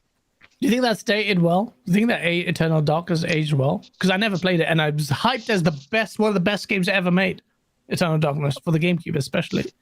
I mean, I don't know if you could say it aged well. You would have, if you've played games on GameCube before, and you would understand why it's like that. You know what I mean? Yeah, you understand why it looks like that, and why it controls like that. You know what I mean? And you should be okay. But yeah, I wouldn't recommend someone that hasn't played on GameCube to go back and try to play that. That's like asking somebody to go play GoldenEye now. Like, that's never played that, you know. That. Yeah, it's not for. But how did that game even do? What? Did that game even do well? GoldenEye? Well, when it came out at the time. They just re-released it, didn't they? Yeah, I 100%ed that. I love that game. Whether or not it did well, I don't know if they had sales attached to it. It was an online game. Perfect Dark is better. Have you played Perfect Dark? Yeah, well, I was more of a GoldenEye guy. Really? Yeah. But I can see why. Why. Gaming Nerd Austria, thank you for the €5 super chat. Has anyone counted how often Gaz has said all I'll say on the show? Wonder if he will make it back from Gamescom after today. Bro, come on, chat. You have to be easy on me. I want to talk about this stuff, but Hellblade, the reason why I was bringing it up, though, is whilst it was positive in terms of the impact of it, I'm wondering whether that will still work for the second game. That's fair. Because gamers are even comparing it to God of War, which is stupid. I don't know if that's fair. It's almost like trying to compare Horizon Forbidden West to Horizon Zero Dawn. It doesn't have the same impact. The first time you play Zero Dawn, right, that story is so compelling and everything, right? And you go through and you really want to know. The second time around, like, they had to build on the story, but at that point you're kind of like, okay, this is too long, like, what's going on here, you know what I mean? So after a while it gets difficult. When games are being built on a story, it's really hard to have that sequel, you know, be even better, unless you're going to do something dramatic and drastic. When games are built off of gameplay, then the story is like comes secondary to it. So even though you might not remember exactly what God of War 2 story was, the gameplay was phenomenal. So then when it made God of War 3, you might not remember exactly what the story was. The gameplay was phenomenal. God of War 2018, completely different gameplay. Okay, good. But now the Ragnarok is not enough, you know? So I don't know. I just feel like with Hellblade 2, I expect the gameplay to be better. Right. I'm just wondering, like, because we saw the last trailer, the story trailer, they're still going for that drudgery of mental illness and hard, but you know, whether or not they, you know, they have a harder task this time in my observations, because gameplay has to bang. Combat, I think they can do it. I'm not saying that it's impossible, but I think the gameplay will have to bang. The puzzles have to be better, but the pacing and the story, they could do I'm sure, a lot of incredible things with the premise of the game. But that's one thing I'm looking at. But the reason why I was mentioning Starfield was because if Starfield hits, Forza hits, then you've got this third. Look at the variety you've got. You've got Hi-Fi Rush, which is a rhythm action game, obviously niche but fine. Then you get Starfield, which is a deep RPG. Then you get Forza, which should do well. Well, actually, we missed something. When I missed the show last week, everyone was having a go at me. Oh, the only reason you skipped it is because negative Forza news. Because on this show, we always dodge the negative Xbox news, right? What the fuck? Forza Motorsport won't have split screen and some other legacy features. So they won't have a spectator mode. It won't have racing with AI featured in multiplayer, which is quite big. Well, you didn't talk about that last week? Oh, the show didn't happen last week. So that's why you got a cold. My dumbass spoke about it. Man, why didn't you call me, Gas? Gas, you could have hit me up and be like, yo, Doc, chill. I know you want to go in, but don't talk about it. They what? That's why you got a cold. You didn't say nothing about that. Damn it, man. You got to time it. You should know when. Yeah, now that you got the code, you're ready to go in, huh? It's too late now. You're ready to go in now. Yeah, they're ready. You're ready at the start menu, huh? You ready? Oh, shit. Well, it's not, to be honest, I wasn't really that pleased with that news. Not that split screen is minuscule, really, to me. I didn't even you had to look it up. Like, do the other Forzas even have split screen? They did. It's what it represents. Come on now. It's what it represents. That's the problem, because we hold Turn 10 in high esteem. And when on socials, I'm like, fine, it's niche and it won't affect me. But how long has this game been in development? And you don't have, not even, everyone's focused on the split screen. Well, for one reason, actually a primary reason. But racing with AI featured multiplayer is not there in a spectator mode. That's not a good look for Turn 10. But I appreciate they're being forthright and telling us way in advance. But split screen, Acer, to you, does that look like another Series S problem? Do you know, that's the bigger problem here is the word another. So it's not so much about Series S and Series X. I can see Doc Dark is like nodding, but it's that it's another one. Microsoft keep releasing games that have features, and they say at the last minute or last like weeks before release, we're not releasing like this feature. Like Forge isn't in Halo, split screen's not going to be there. Similar story for this one, and it's a pattern that people don't like to see, but it's something that they could manage so much better. They're delivering it as bad news. They're trying to get ahead of the curve and deliver it as bad news. You don't need to deliver it as bad news if you manage those expectations better. If you look, this is going back a little bit, but if you look at Ghost of Tsushima on the PlayStation, that launched without any multiplayer, but nobody expected multiplayer, and it wasn't a big deal. Everyone just loved the game. A few months later, they said, here's a multiplayer mode that we're giving you called Legends. It's free if you've already got the game. It's exactly the same scenario. It's a massive feature of a game that wasn't ready for launch, but the messaging leading up to it, it was a new IP though, no? It was a new IP, so the expectations aren't there, but the management of those expectations is entirely different. You're delaying features, and it's being received as like a massive positive. People were like, wow, they're so generous. They're giving us a free co-op expansion that we didn't expect. So you look at Microsoft and their features aren't ready, and they just deliver it in a way that's like, it feels bad, and it's happening on game after game. And it just makes people question, like, is this because of Game Pass? Is this because of that? Is this because of the other? Is Microsoft just not able to deliver a good day one game anymore? Obviously, you're playing Starfield, and there's probably no features missing from that. But it's the fact that it's another. It keeps on happening again and again and again. I don't mind. I wasn't going to play Forza in split screen. I don't know. Well, the thing is, it's harder to manage expectations when, you can't dress up the fact that legacy features are missing unless you do that right off the gate. But God Emperor, do you think if they hadn't, though, were there going to be big questions about split screen for Forza? Because that's a very small community that I would have thought you could gloss over that quite easily. Really, no one's going to care. It's more about the reason why. Look, Baldur's Gate didn't have it. Halo Infinite didn't have it as a legacy feature. And this is off the back of Body Ross saying, we will never ship it without a Halo game without split screen. And they did it again. And then you've got Forza, which most people don't give it. Look, reality is most people don't give a shit that this game doesn't have split screen. It's just a bad look for the Series S. That might be the potential reason this game doesn't have split screen. And I think Microsoft's parity clause should have one carved out exception, and that's for split screen. If your game has split screen, I'm curious to see what Epic thinks about it. What do you think about this, Epic? I don't care for split screen at all. No one cares, really. In fact, let me end. By the way, this Starfield poll, the poll had results. I'm not breaking anything. 73% of you, which is very high, think that the game's going to score 90 plus meta. 85 to 89, say 20%. And 80 to 84, 3%. 79 and below, 2%. 2% you're going to lose. But interesting. Very confident. After hearing you talk. I just...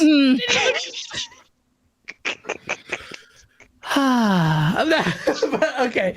Do you care for split screen? Incoming poll. Yes, no.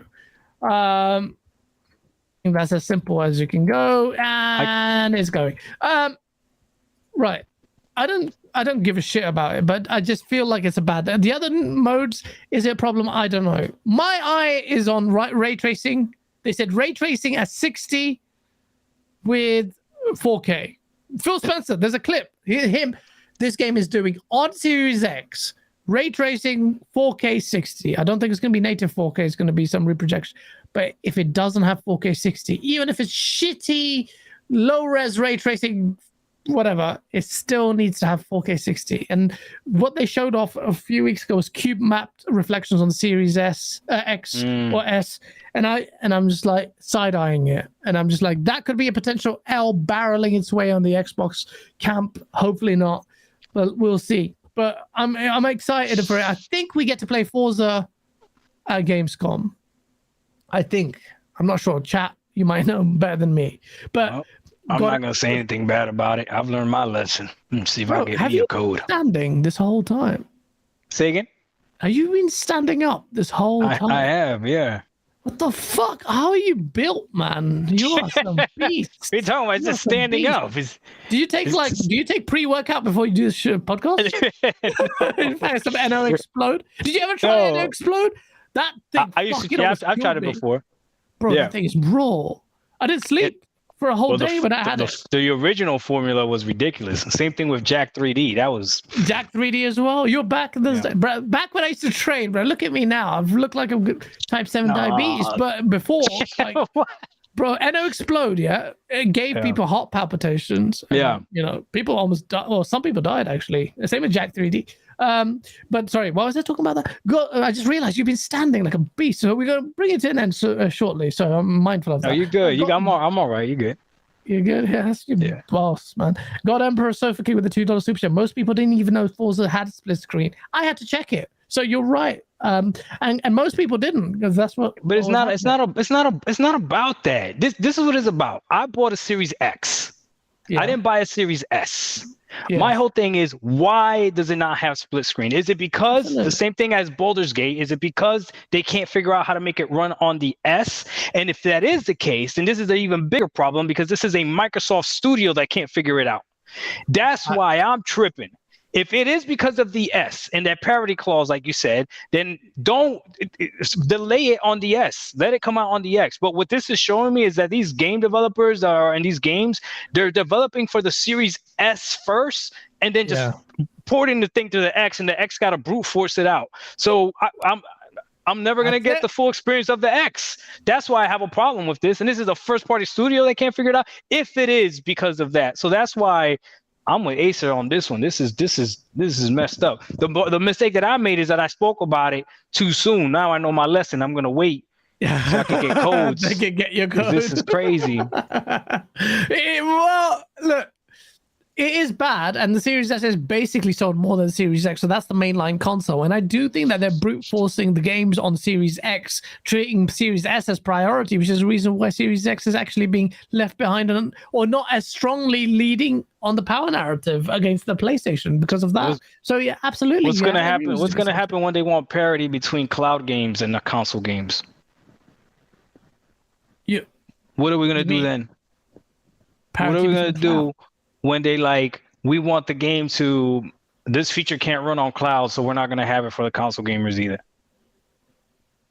The cloud games just use native consoles, don't they? And just blow it out. They use the console. So I don't think that will be a problem. Okay. We'll see. Because they care about cloud gamers.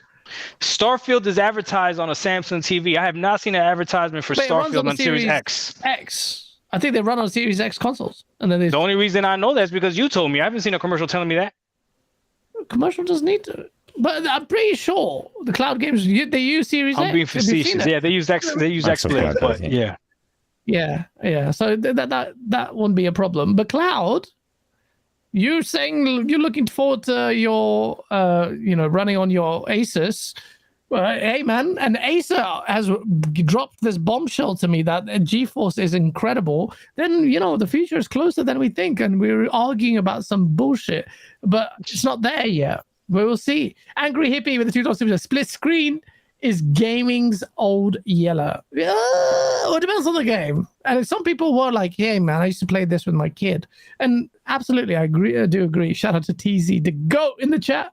Neriko. What's the game that won Game of the Year a few years ago? Oh my God, I just beat it. With my son. Really good game.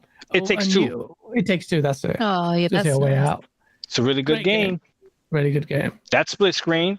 That's split screen, absolutely, as well. The whole That's game Game of the Year.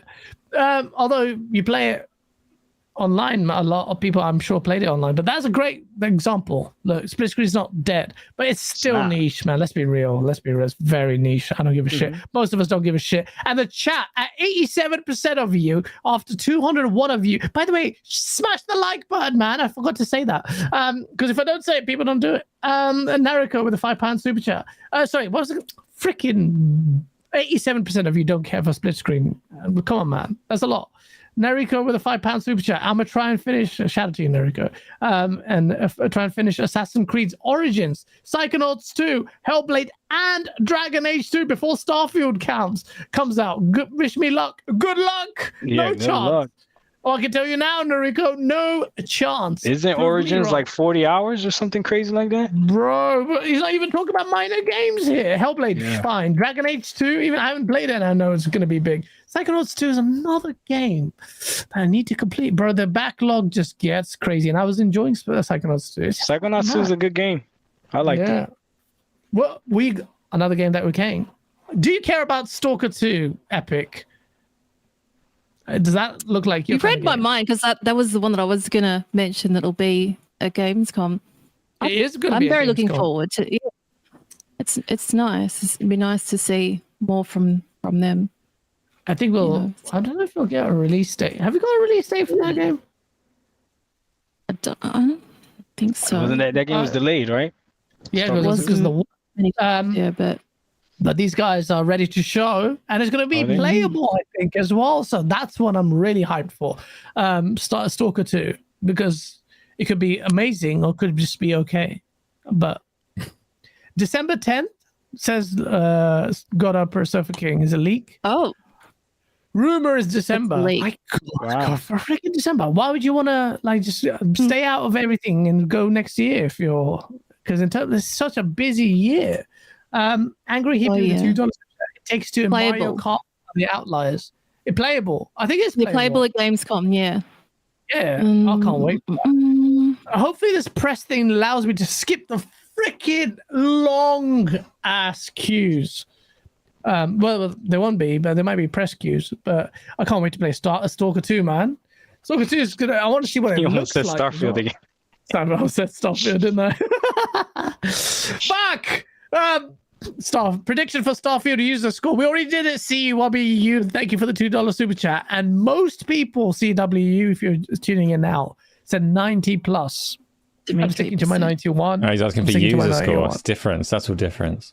Not critic score. Oh, user score 1 based on that one guy who made a shit ton of counts. Who cares about user score? It's gonna get bombarded. By the way, Jeff Keighley actually said that opening night life will focus on existing games, but these existing games aren't that small ones, bro. We're gonna see Alan Wake 2. We're gonna see Black Myth Wukong. Oh shit! I just copied and pasted a quote. It's going to be an exciting show with new looks on many announced games, upcoming games like Alan Wake 2, Black Myth Wukong. It's more about announcing brand new projects and updates for the biggest games. Black Myth Wukong, man. I want it to be good. What is that? But it's one of those where I'm like, unknown Chinese outfit is producing it. And the last time we got a game that looks incredible, but what was that first person ninja kind of game? Chat, come on, man. Xbox. It was the first person what? It was like first person with the one man studio first person. Ninja Warrior? Temporarily lost it. Not Ninja Warrior. No. What was it? Someone will type in chat, I'm sure. Came out on Xbox. Come on. After PC. It was a one man outfit. Not Shadow Warrior. Bright Light, that's probably the one. Bright Light? No, that's not it. It's not as close though. Bright Light Memory? Bright Memory? That was in Memory. Bright Memory? We've almost got the name. It's so close. Oh, what is it? So close. Oh, Ghost Runner. Great game, by the way, Ghost Runner. Hey, can you be a ninja and stuff? Bright Memory, that's Bright it. Memory Infinite, that was the Xbox version. See, I told you we were so close. We had most of the words, and it was like, it's not quite sparking. I actually beat that game. I beat that one too. What do you think? Do you think it was good? Yeah, I liked it. Short too. Nice short. It looked amazing. That game looked beautiful. Did it look amazing? Well, so that's the thing. It looked really good. There was one trailer where... And it's got 120 hertz mode too, if you want to play that way. Okay, I might try it actually. Well, maybe it was a bit too harsh on Bright Infinite Memory. But whatever the fuck it's called. Bright Memory Infinite. Oh no, it is Bright Memory. Fuck. Anyway, Naruto Stalker 2 was my most anticipated game of the year. Really? Stalker 2 does look incredible. If you are old like me and you know what the legacy of Stalker 1 was, this game was supposed to go toe-to-toe after with Half-Life 3. Basically, visually, it looked amazing, but got delayed. And then after that, people didn't really care. Became a cult classic. Finally get to see Stalker 2. So it's going to be good. Gamescom is going to be big. Sony's out. They're absent. I don't know what the fuck they're doing, but one day they'll turn up. PlayStation guys are pissed that they're drumming up magical showcases. There's pressure mounting. Oh, that's that. Yeah, they looking crazy over there. They're fucking mad, man. What would the showcase show? Because what's coming after Spider-Man? You know what? That's a very good question. I'm not doubting that PlayStation have got madness in the works. I'm just questioning how far along their projects are. I mean, they're working Insomniac to the core, though. Insomniac has been this entire generation, bro. Insomniac's carrying the fucking PlayStation. Bro, yeah, it's been crazy. They're doing some bits. Obviously, Santa Monica did Ragnarok, but Foam Stars has been. Foam Stars. That's right, Foam Stars. I mean, Rise of the Ronin. Rise of the Ronin looks amazing, bro. They did a good job getting that one exclusive, whereas Xbox fans got Black. No, what was it? Which I really liked. What was it called? I forgot. Wolong Fallen Dynasty. I haven't played that yet. Is that good?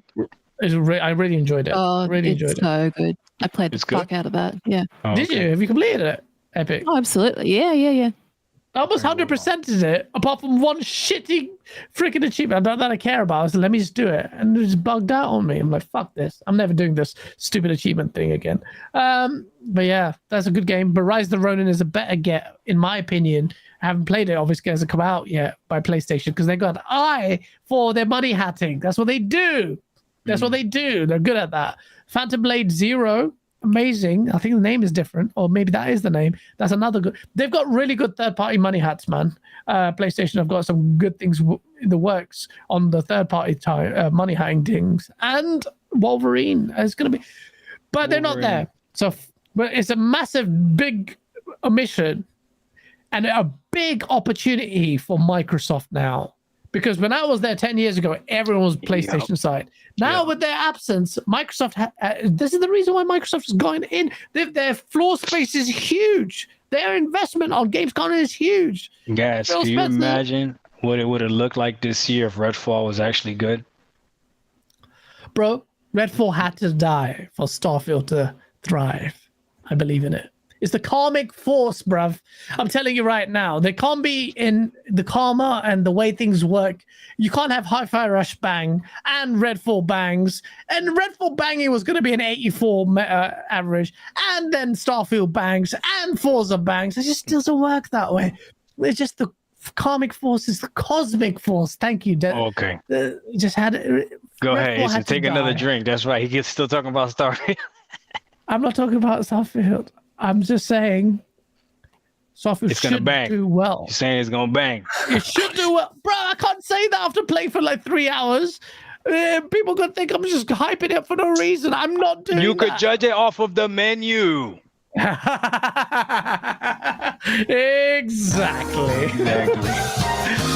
Well, ladies and gentlemen, Colt Eastwood's got blacklisted, but it hasn't. We haven't said anything other than there's positive side. Xbox fans, you have reason to be excited, of course, because there's lots of good things coming out in the horizon for Xbox, not just Starfield.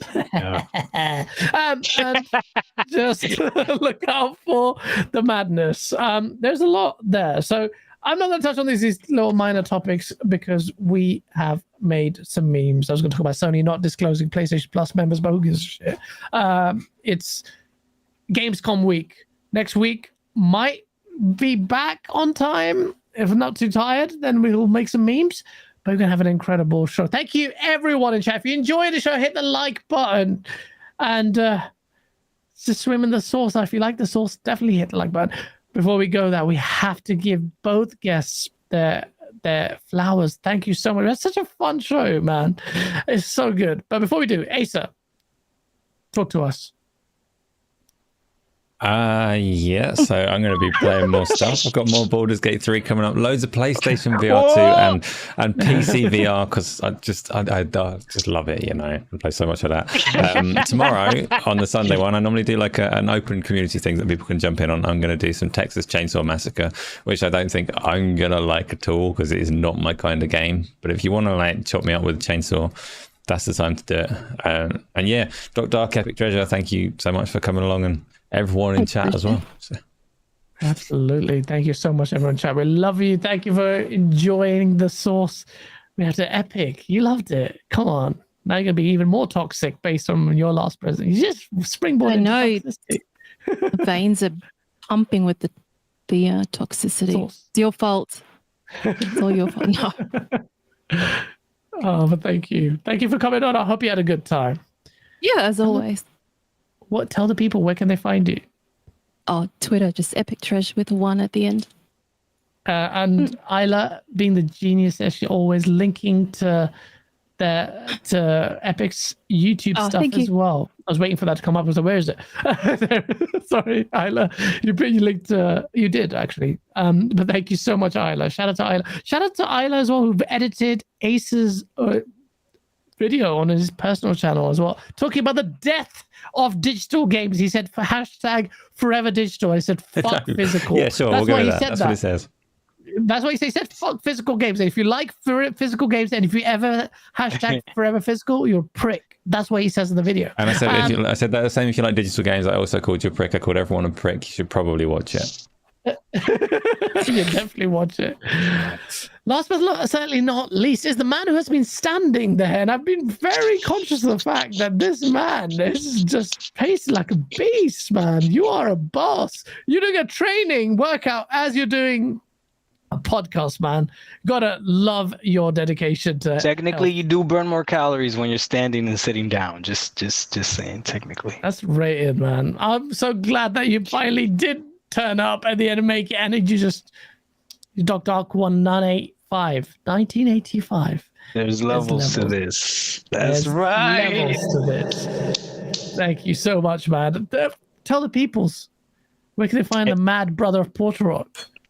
I appreciate you. Thank you guys for having me on. Epic, I think this is our first podcast that we've been on together. Is it? It is, yeah.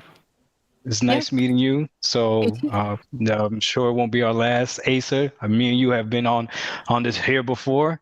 Next time, hit me up. Let me know about the code situation so I don't end up the way that I am. Okay, Gas, I already know he's not gonna tell me nothing. So Gas just probably saw my videos and just let it go. But for the people out there, you can find me on Dark 1985. That's my YouTube channel. That's my Twitch channel. That's my Twitter handle. And that's to my gamer tag on everything, to even include Steam. So shoot me a friend request. I will accept the friend request. Just don't shoot me a personal friend request. Like sometimes I get those, and those are a little bit weird. Like we can be Xbox friends. You know what I mean? Like yeah.